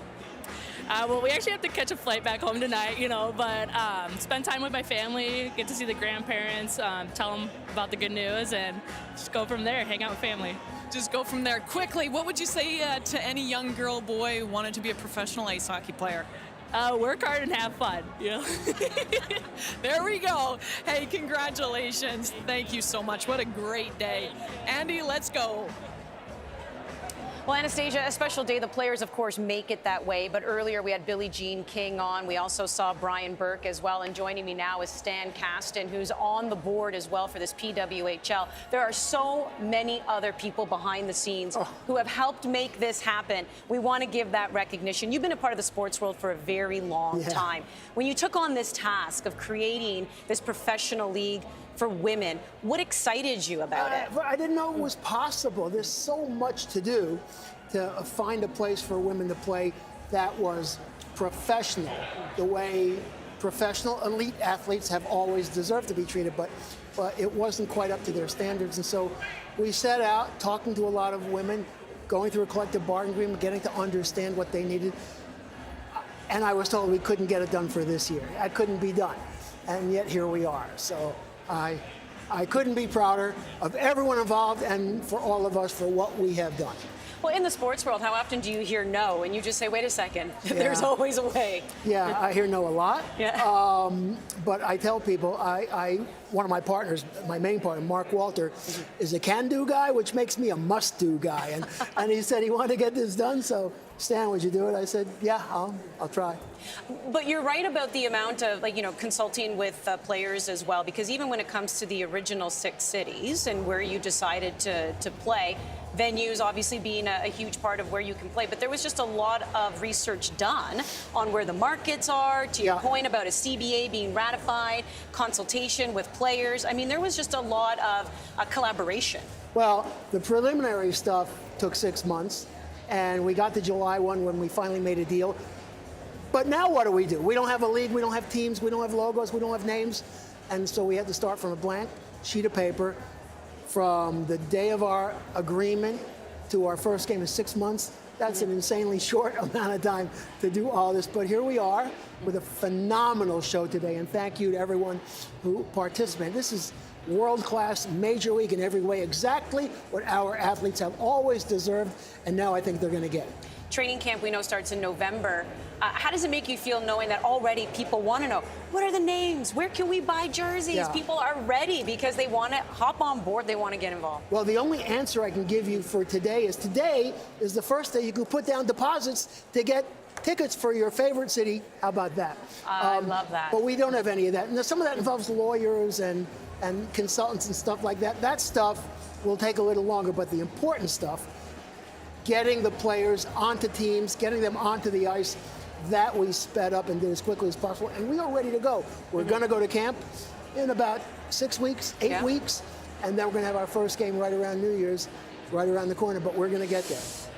We also talk a lot about the NHL wanting to see this unified league. We know there's going to be players involved in all-star festivities. We know there's going to be neutral site games that will be marked as special events. How key is that communication? The relationship with the NHL has been beyond amazing. They've been supportive from my very first phone call with the league. They have people here today. I think we can contribute something to them as well, helping with their outreach to our women fans. But what they've done for us is amazing. I could not have predicted it. They've gone above and beyond, and I can't thank them enough. Well, I hope you can enjoy this day. I know you have a lot of work ahead of you, but I hope you can enjoy this day for what it has been, which is incredible. We saw some athletes with tears in their eyes and parents as well. This is what it means to them. You're a huge part in making that happen. Thank you for everything that you've done and continue to do for the league. We're really looking forward to January of 2024. I want to thank my incredible analysts as well, Shannon Zabados, Haley Salvian, and Cheryl Pounder. Anastasia Busis doing a great job as well. And thank you to everyone watching. This is what's key. If you build it, they will come. I know that's a bit of a cliche, but here it is, and you showed up. So thank you to everyone for tuning in today. You can continue to watch all the rounds, 15 in total, on cbcsports.ca and our YouTube channel, as well as CBC Gem. I'm Annie Petrillo, and thanks for tuning in to the inaugural PWHL Draft.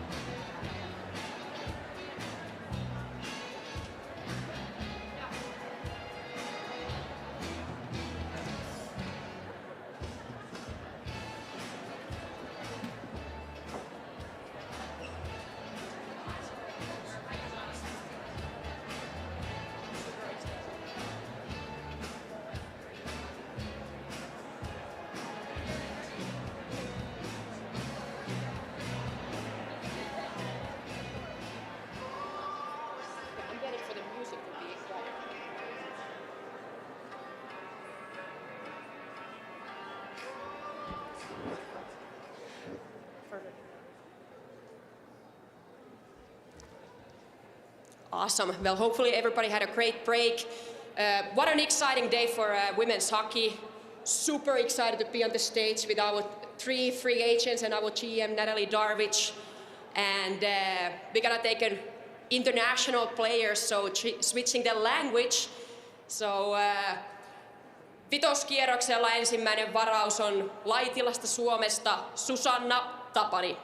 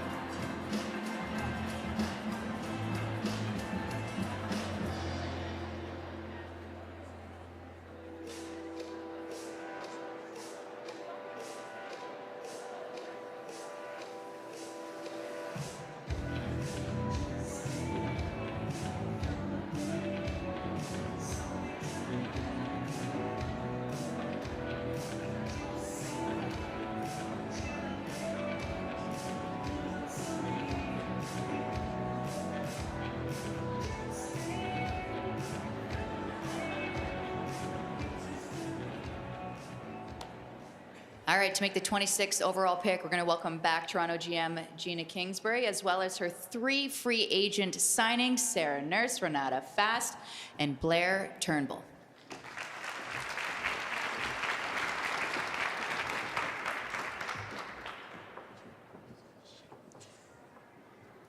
Okay, with the 26th pick in the 5th round of the inaugural PWHL draft, Toronto is pleased to select Jessie Compher.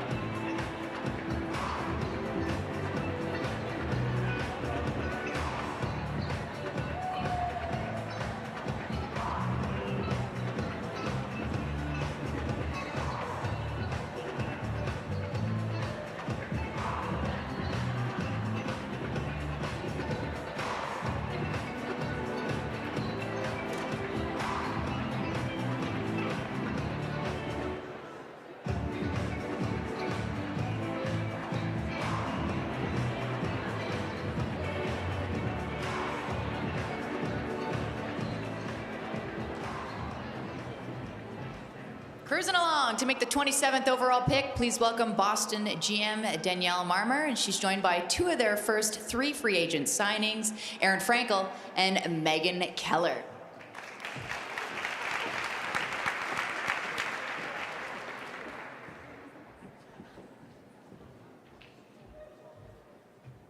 With the 3rd pick in the 5th round of the inaugural PWHL draft, Boston selects Hannah Brandt.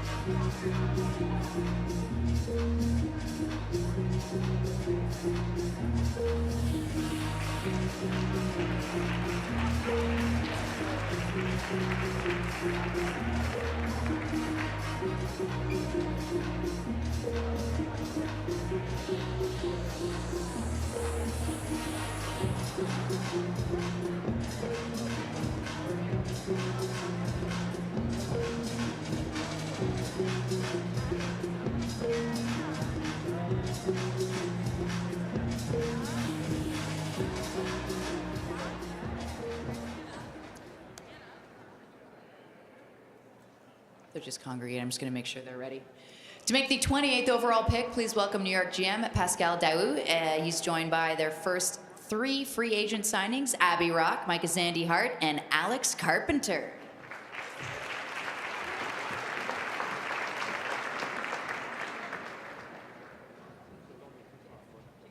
Hi, everybody. With the 4th pick in the 5th round of the inaugural PWHL draft, New York is pleased to select Elizabeth Jagir.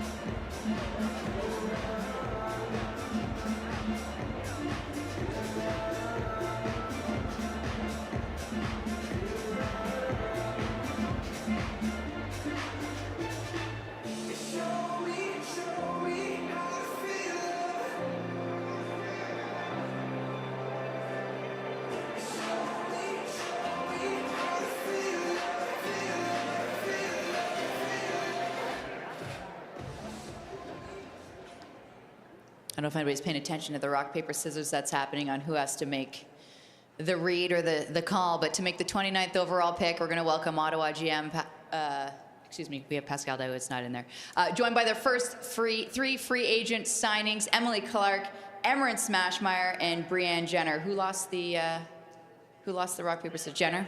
Jenner's going to be making the call.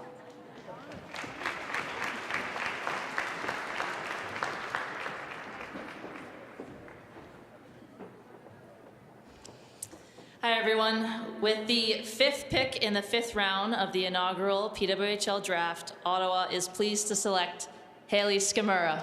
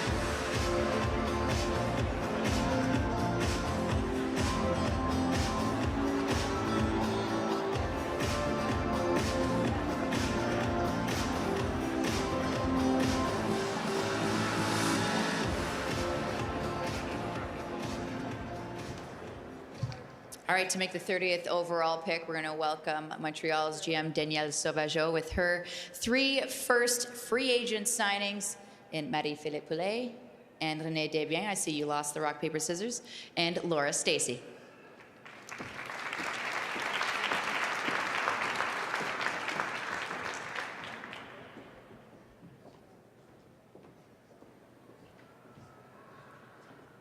Avec le 6e choix du 5e tour du repêchage, Montréal est fier de repêcher Katie Tabin.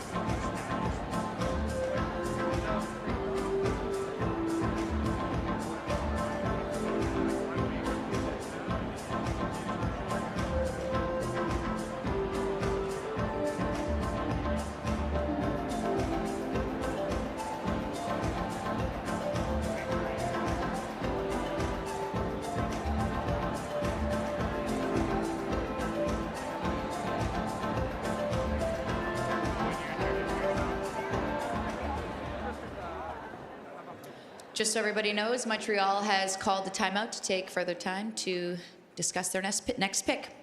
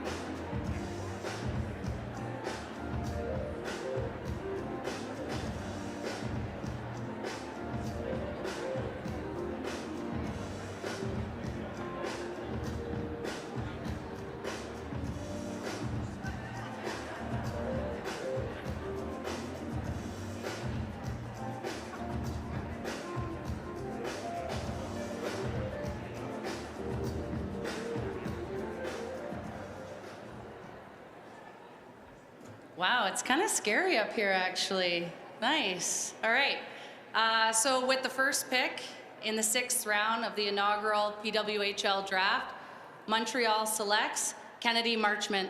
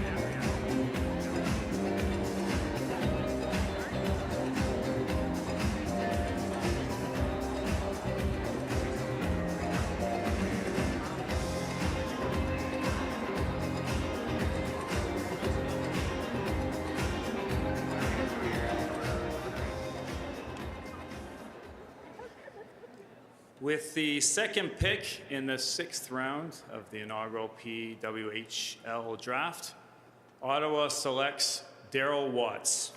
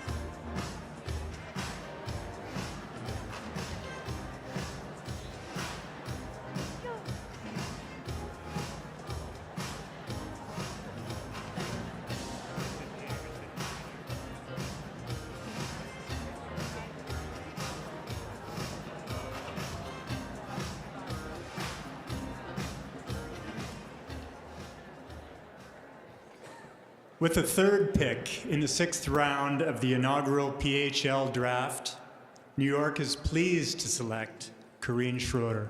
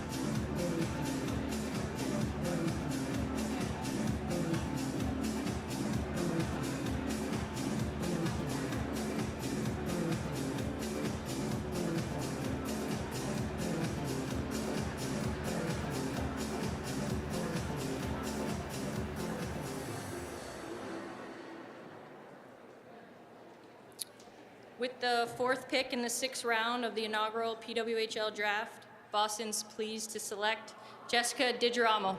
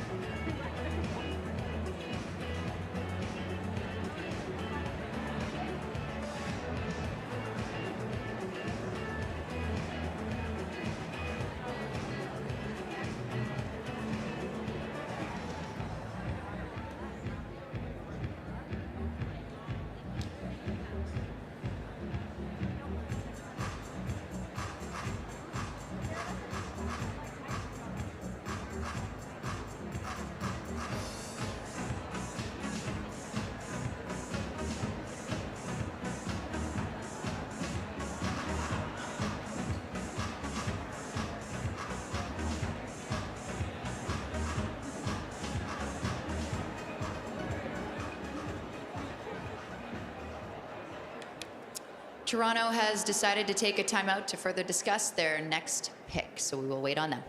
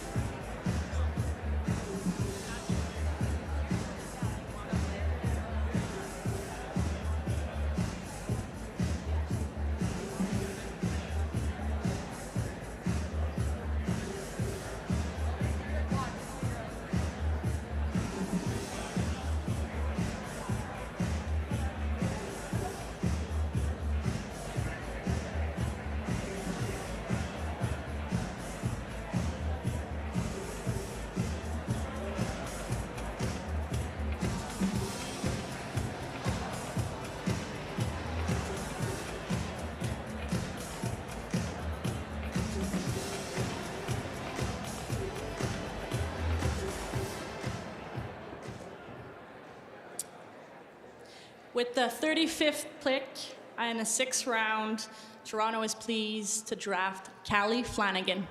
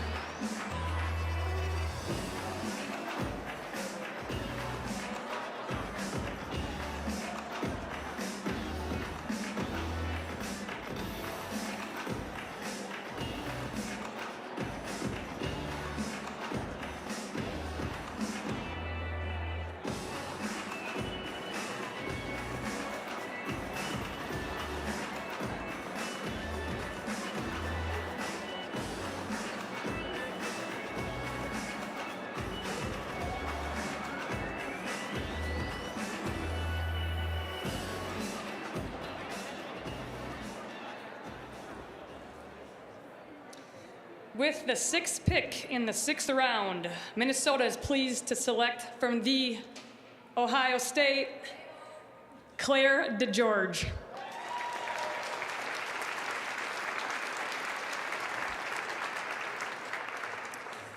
And with the first pick in the seventh round, Minnesota is pleased to select from Wisconsin, Natalie Bookbinder.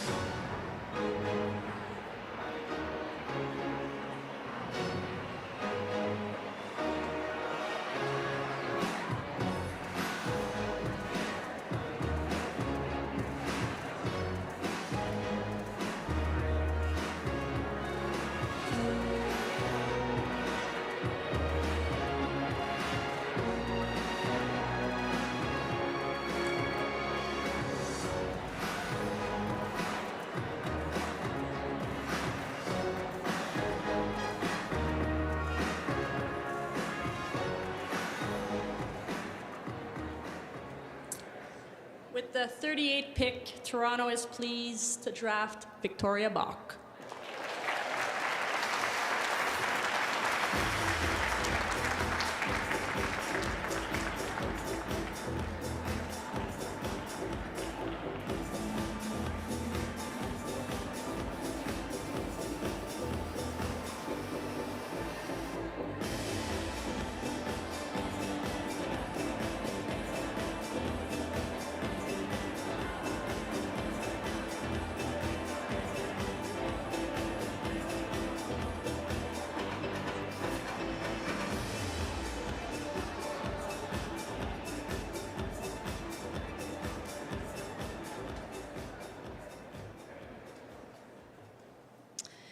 With the third pick in the seventh round of the inaugural PWHL draft, Boston selects Teresa Schaffsel.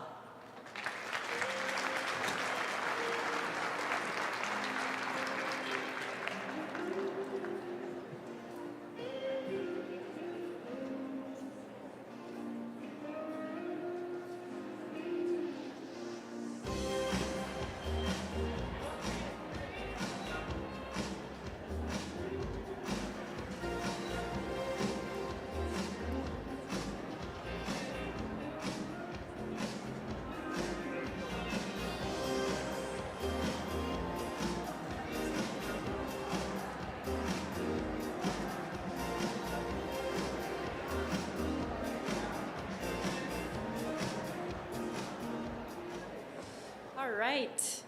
With the fourth pick in the seventh round of the inaugural PWHL draft, New York is pleased and very happy to select Jill Saunier.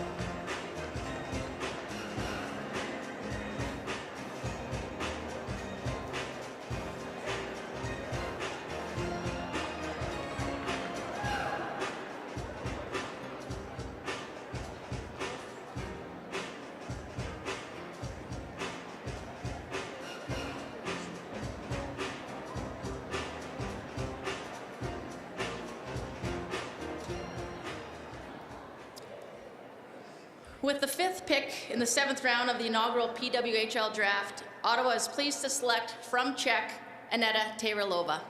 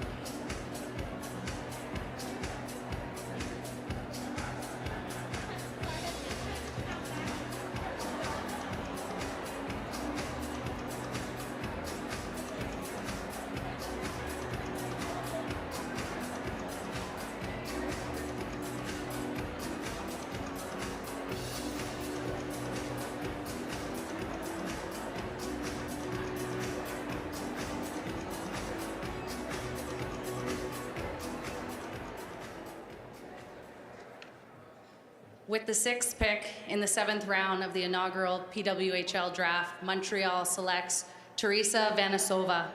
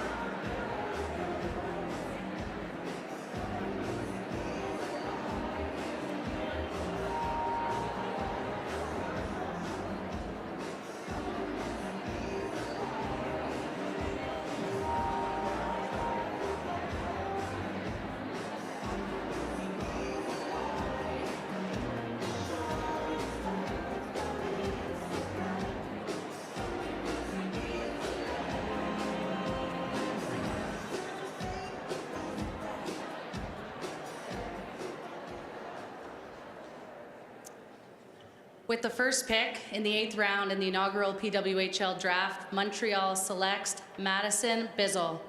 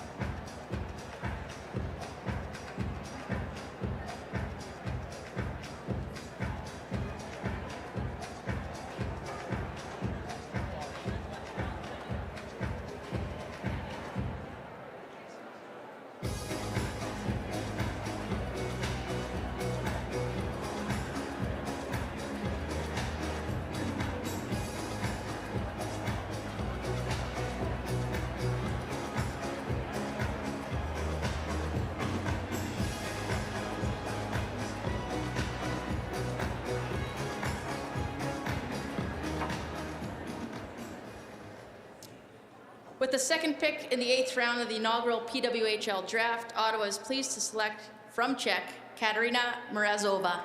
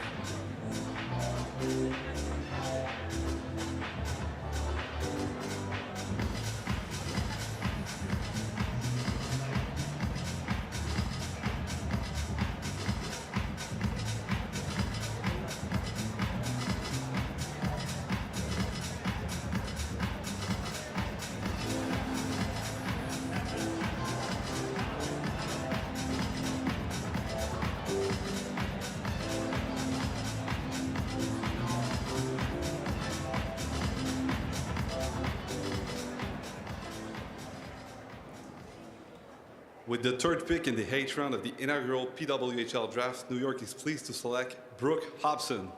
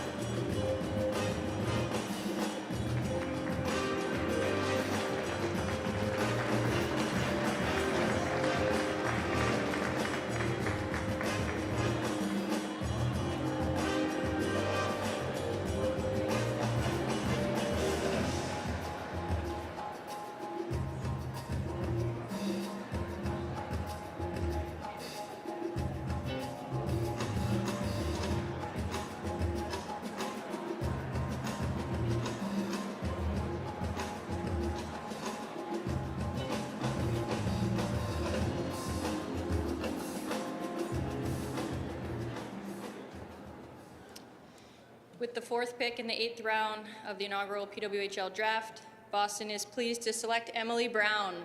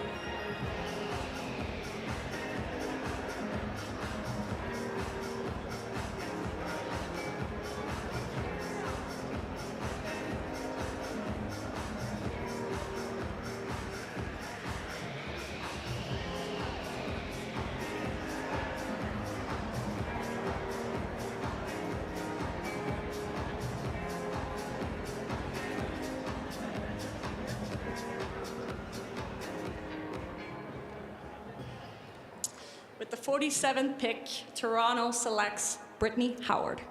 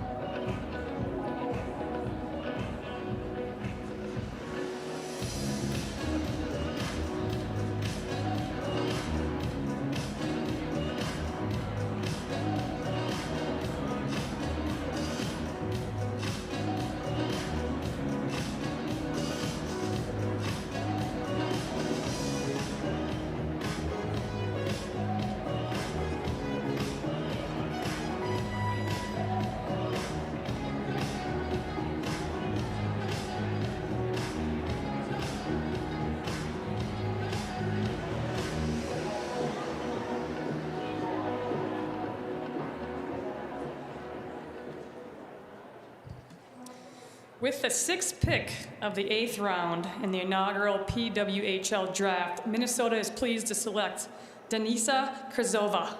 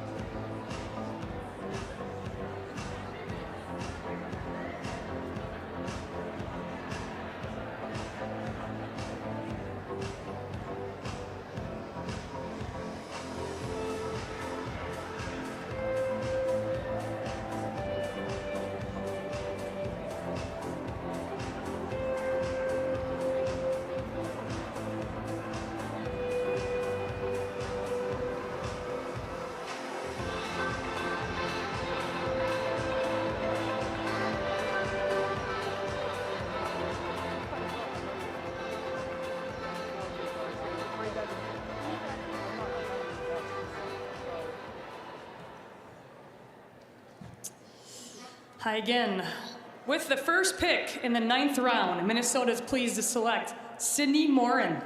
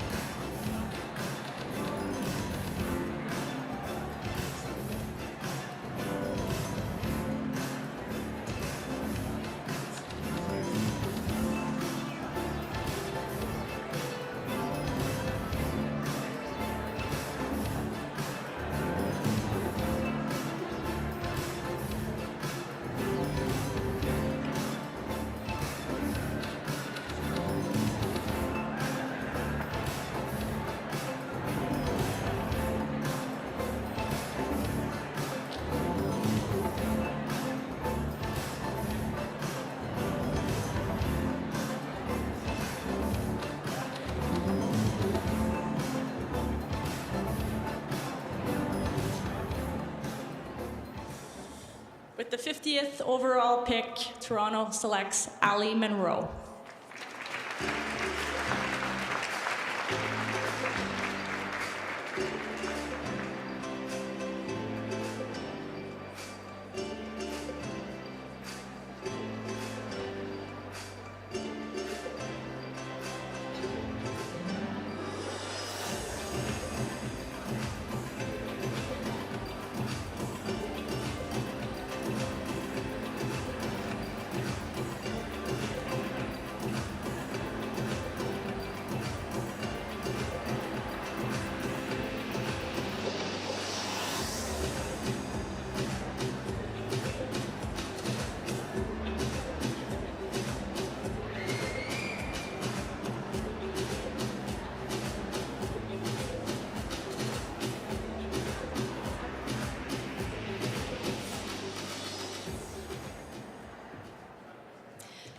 With the third pick in the 9th round of the PWHL draft, Boston selects Taylor Gerard.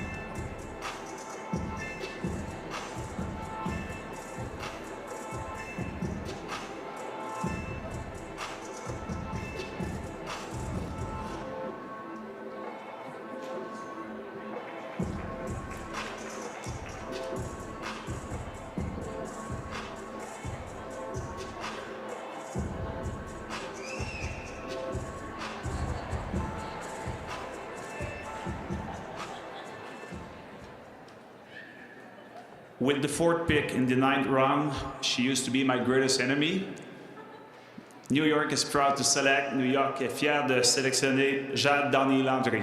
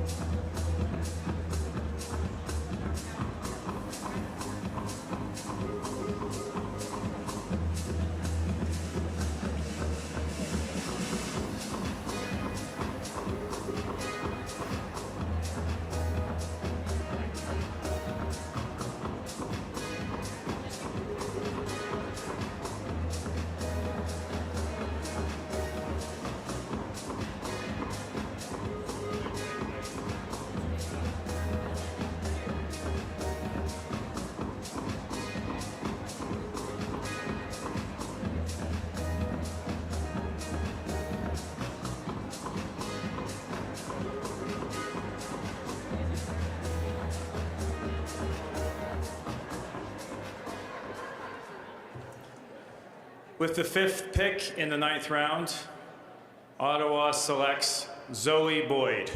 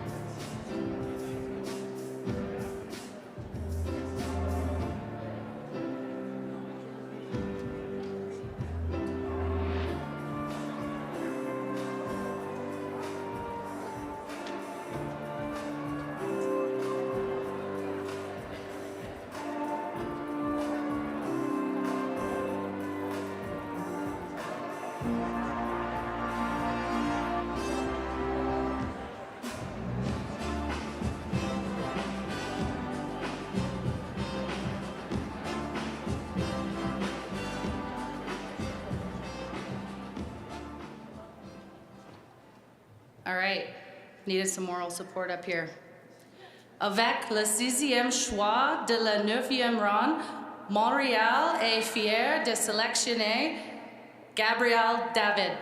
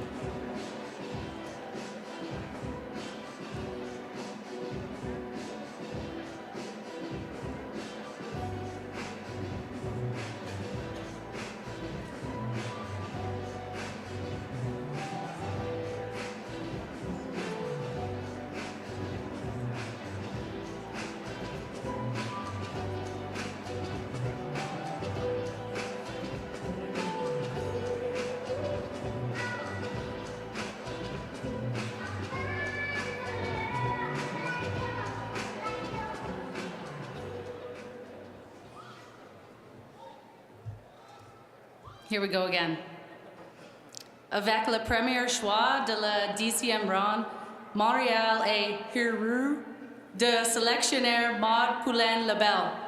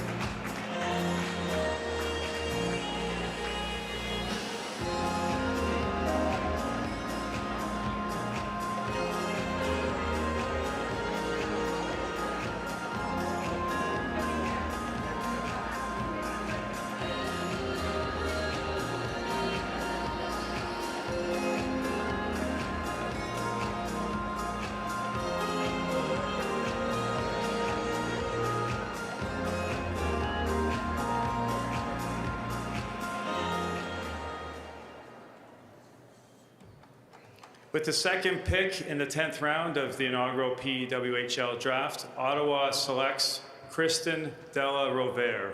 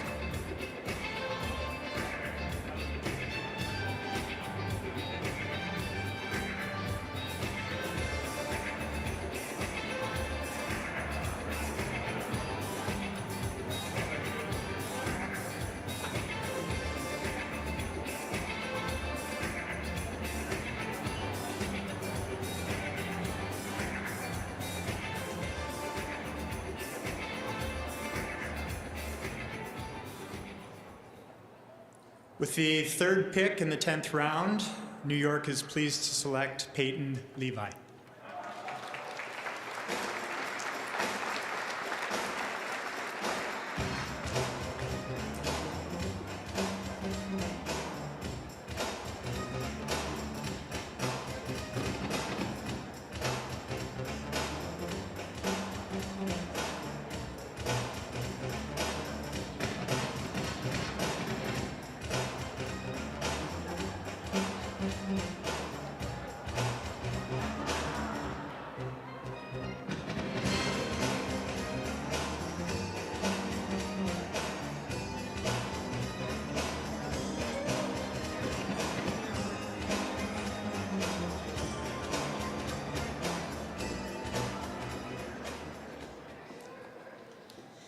With the fourth pick in the 10th round of the inaugural PWHL draft, Boston is pleased to select Emma Soderberg.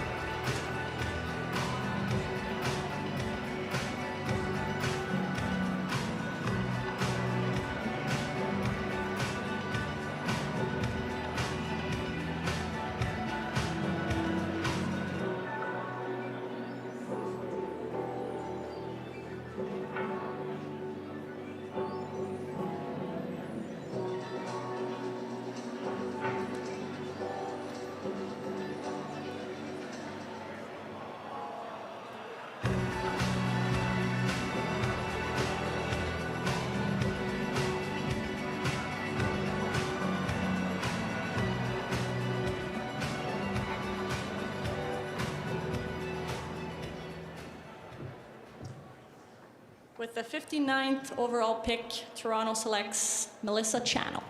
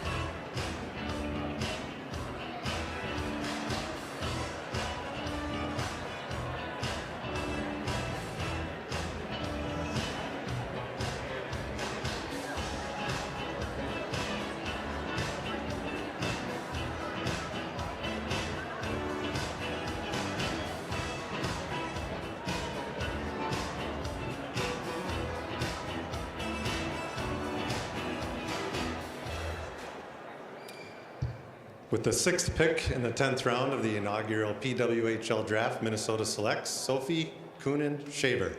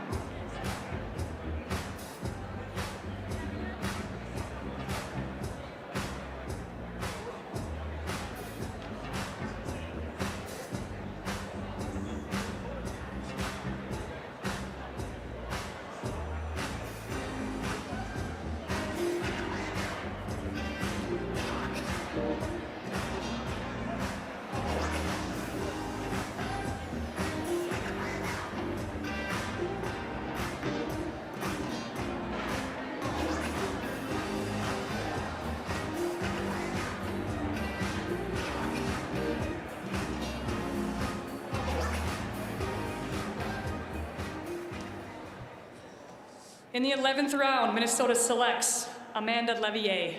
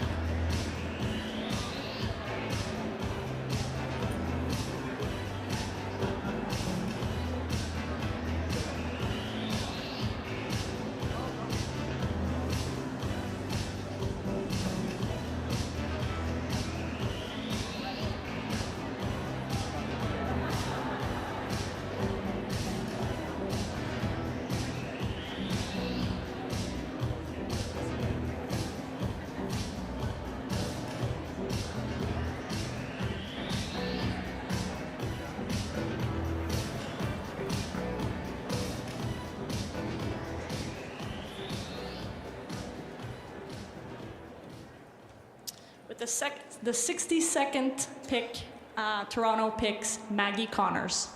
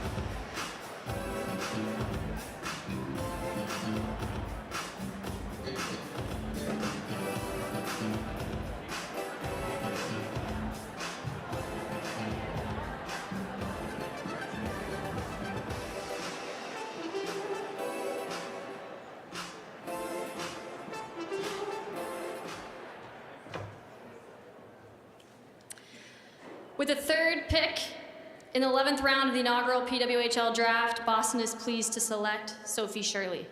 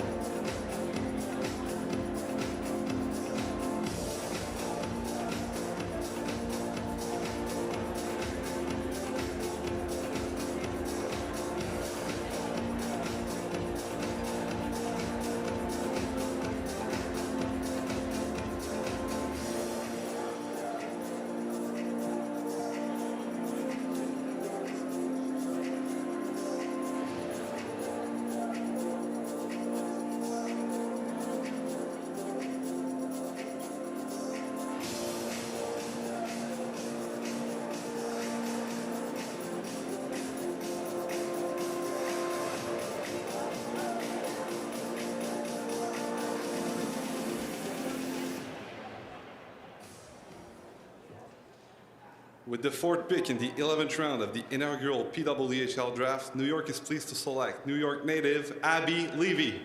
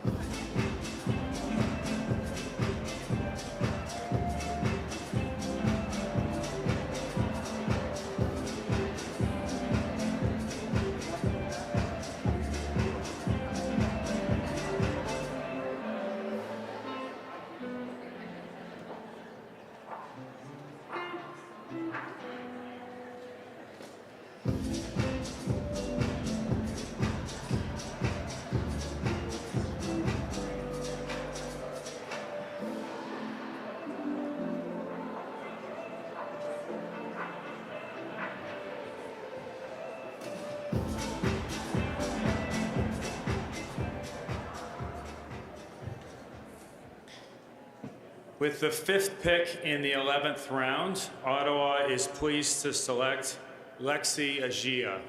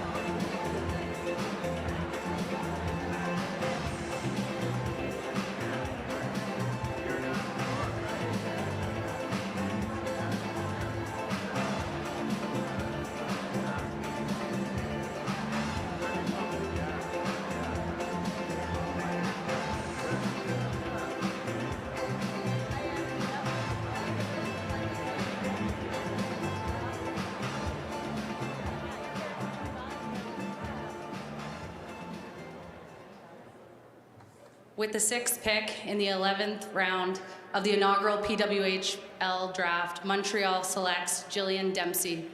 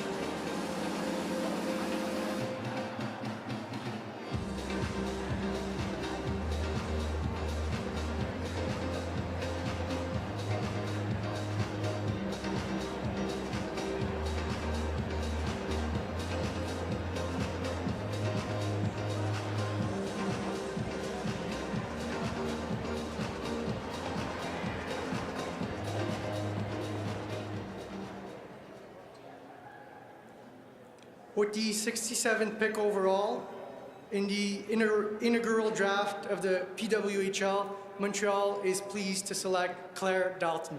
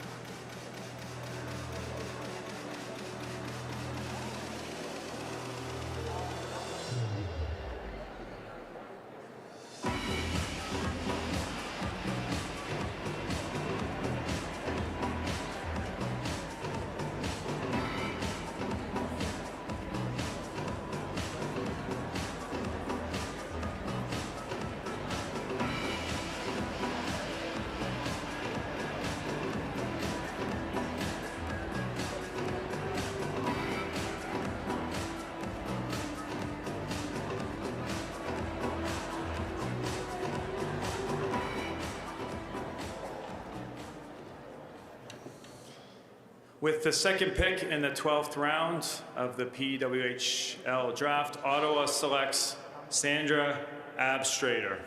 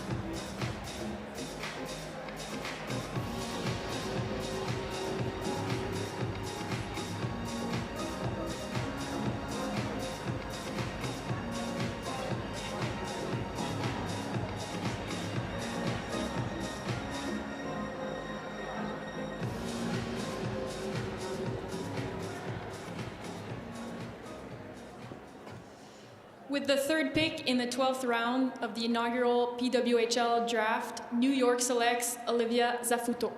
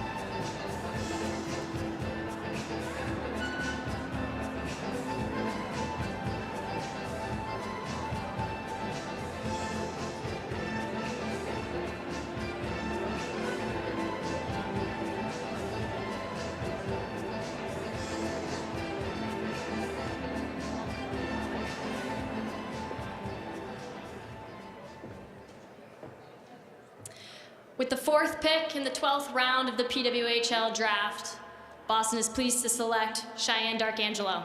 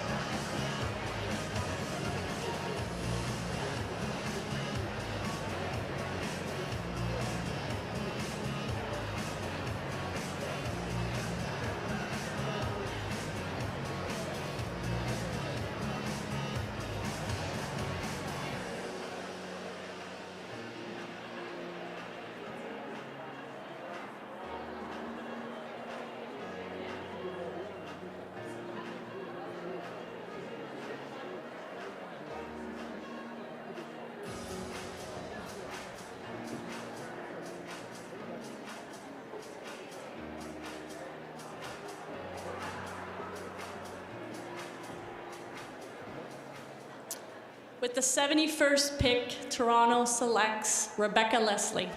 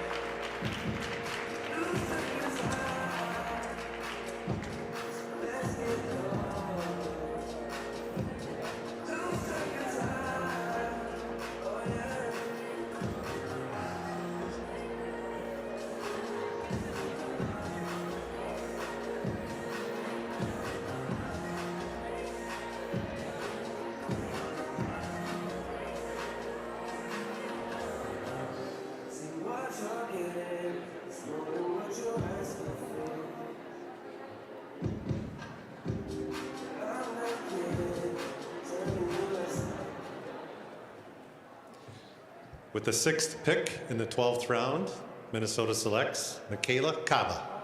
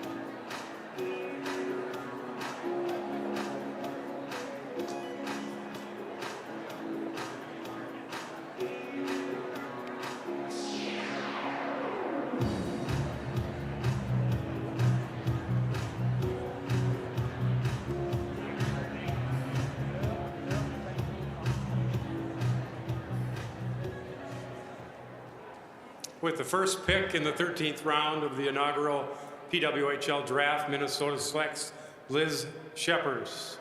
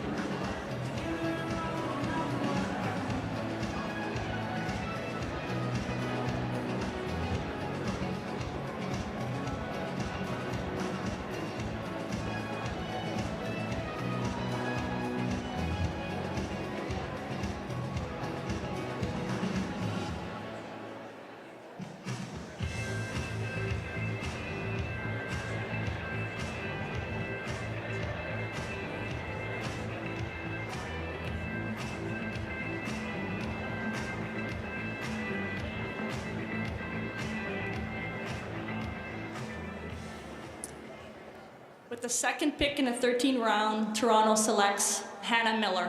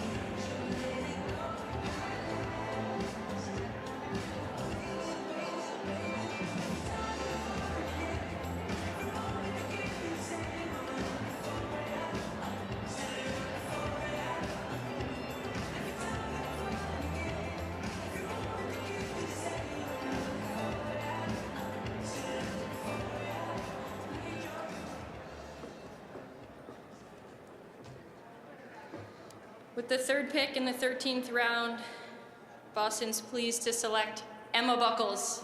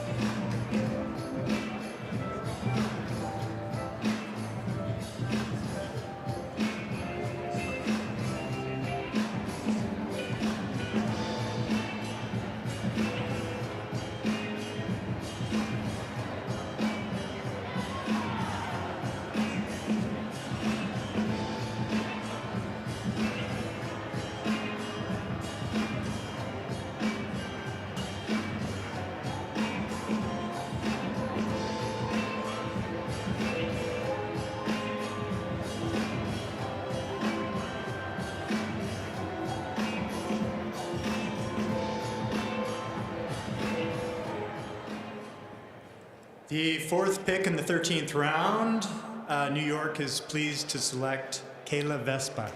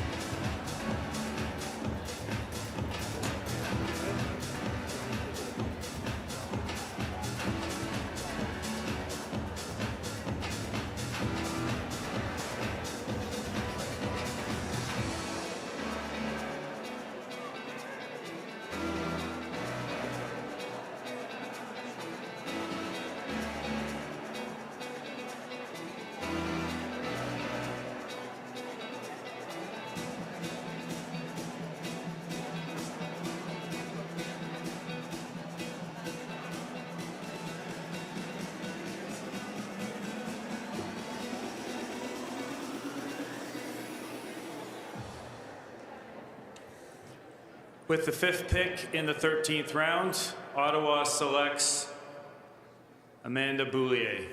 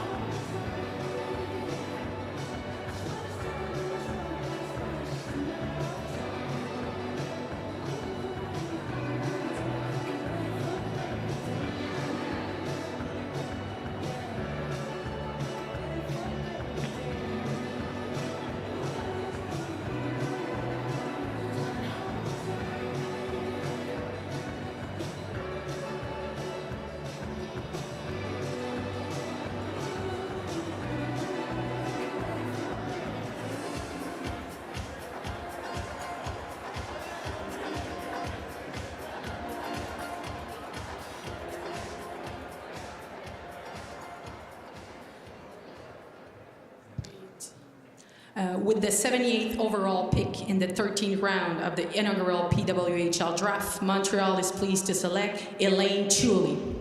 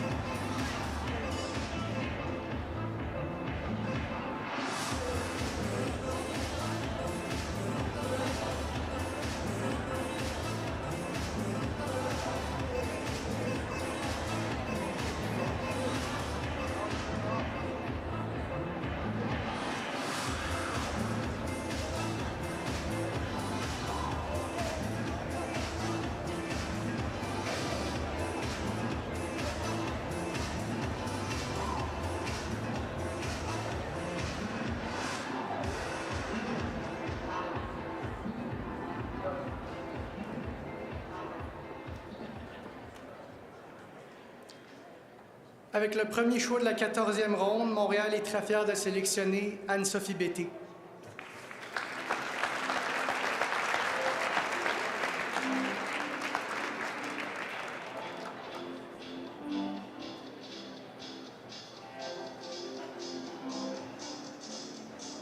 Some feeling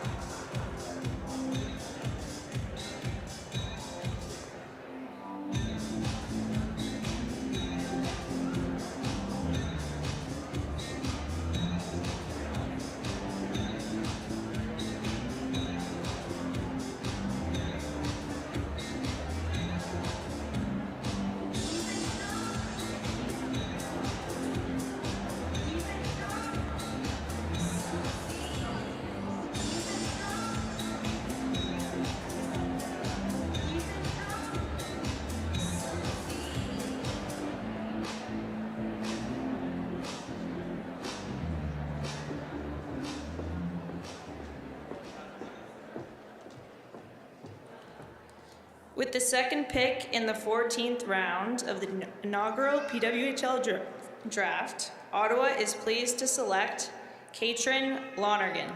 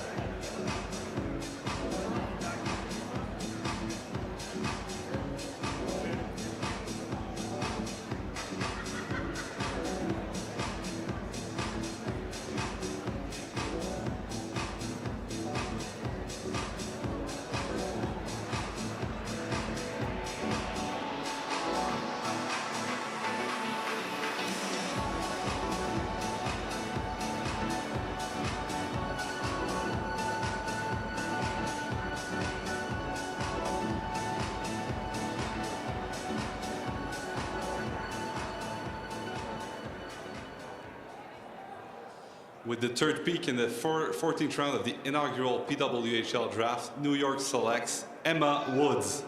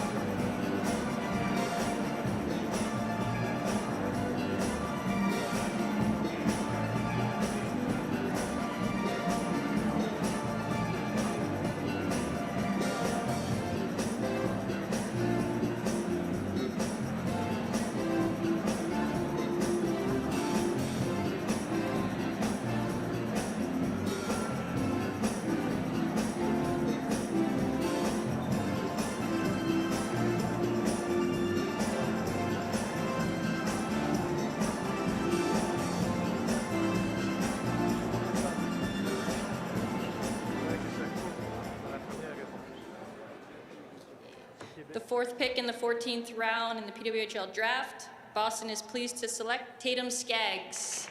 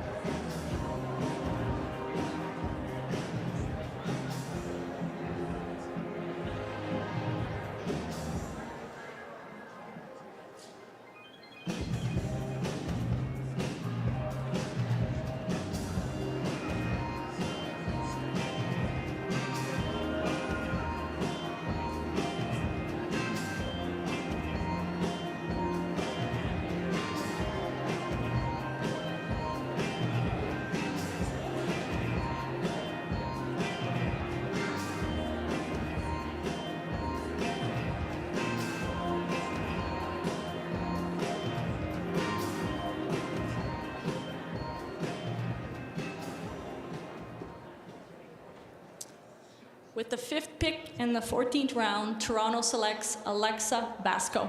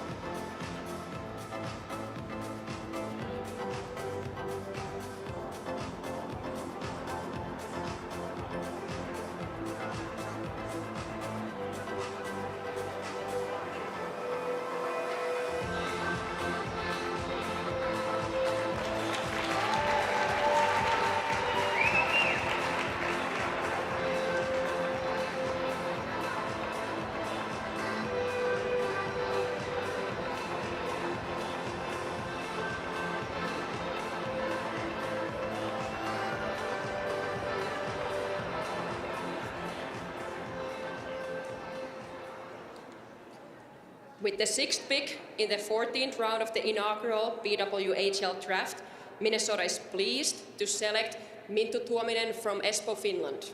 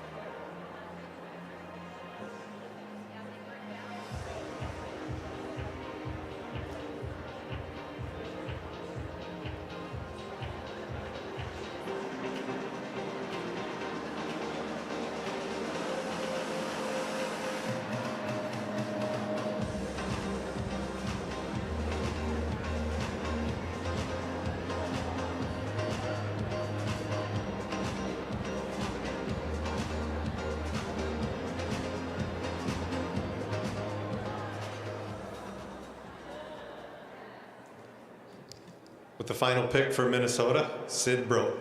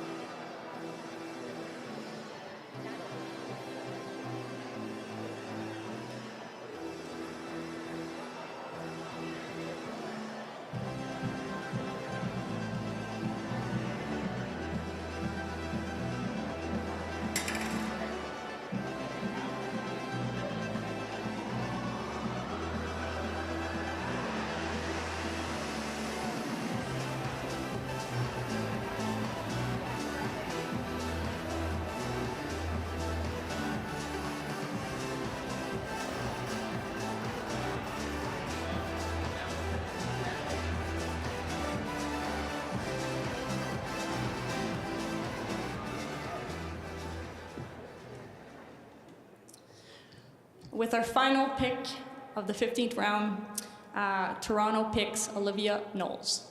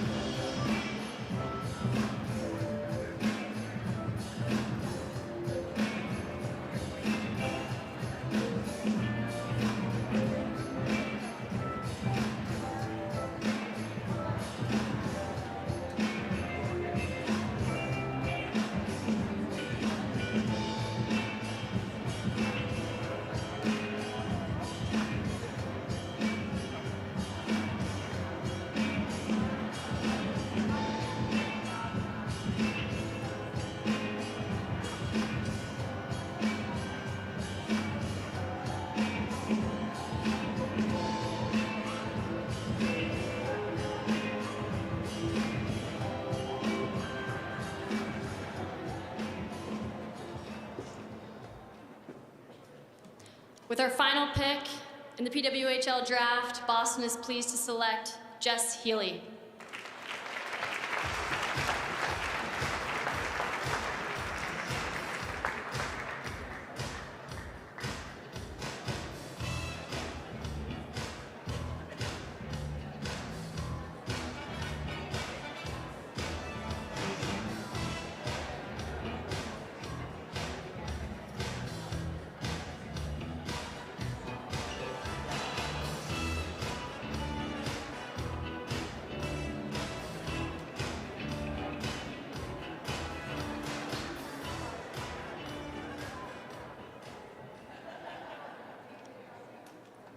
With the final pick of the draft, New York is pleased to select, New York est très fier de sélectionner Alexandra Labelle.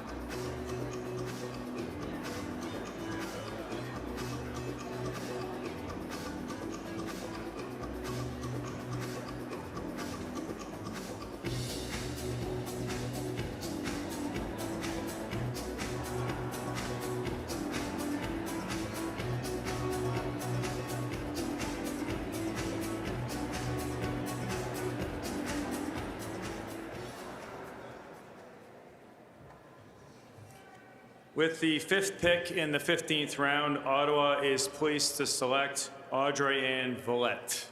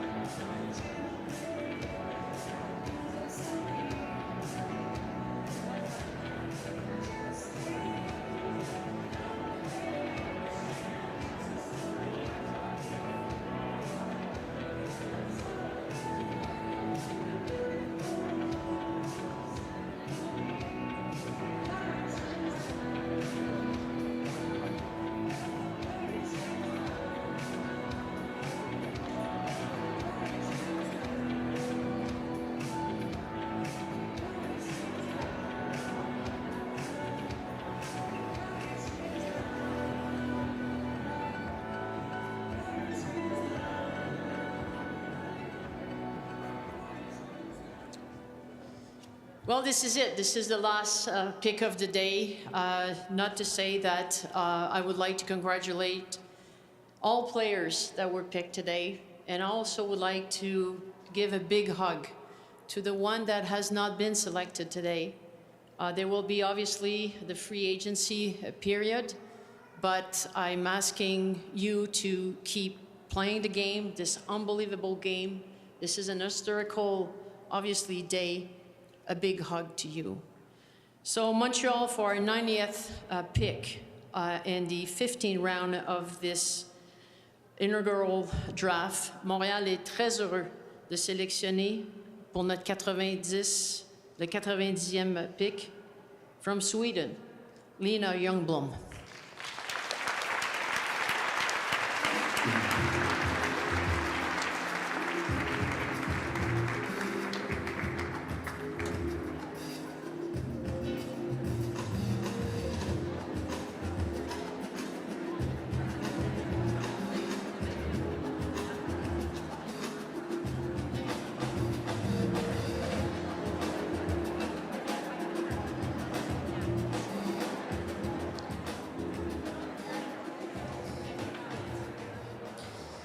Well, thank you everyone for attending today's inaugural PWHL draft presented by Canadian Tire. Congratulations to the teams and to the players selected.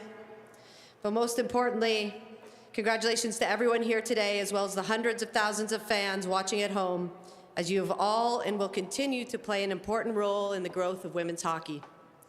To our presenting sponsor, Canadian Tire, we value your leadership and look forward to a long, successful partnership. To Mark Walter, thank you for believing in our sport and our athletes. To our advisory board members, Billie Jean King, Alana Kloss, Stan Kasten, Royce Cohen, your presence today helped mark a truly special occasion. Thank you. With rosters starting to take shape, it's exciting to think that in mid-November, teams will hit the ice for training camp in their home cities. We cannot wait to watch the players who have already committed to teams and the players that will be invited starting this Thursday to attend training camps all hit the ice together. I look forward to seeing you at the rinks across North America in January. Stay tuned to the PWHL for more exciting announcements in the weeks to come. Thank you again. Have a great evening.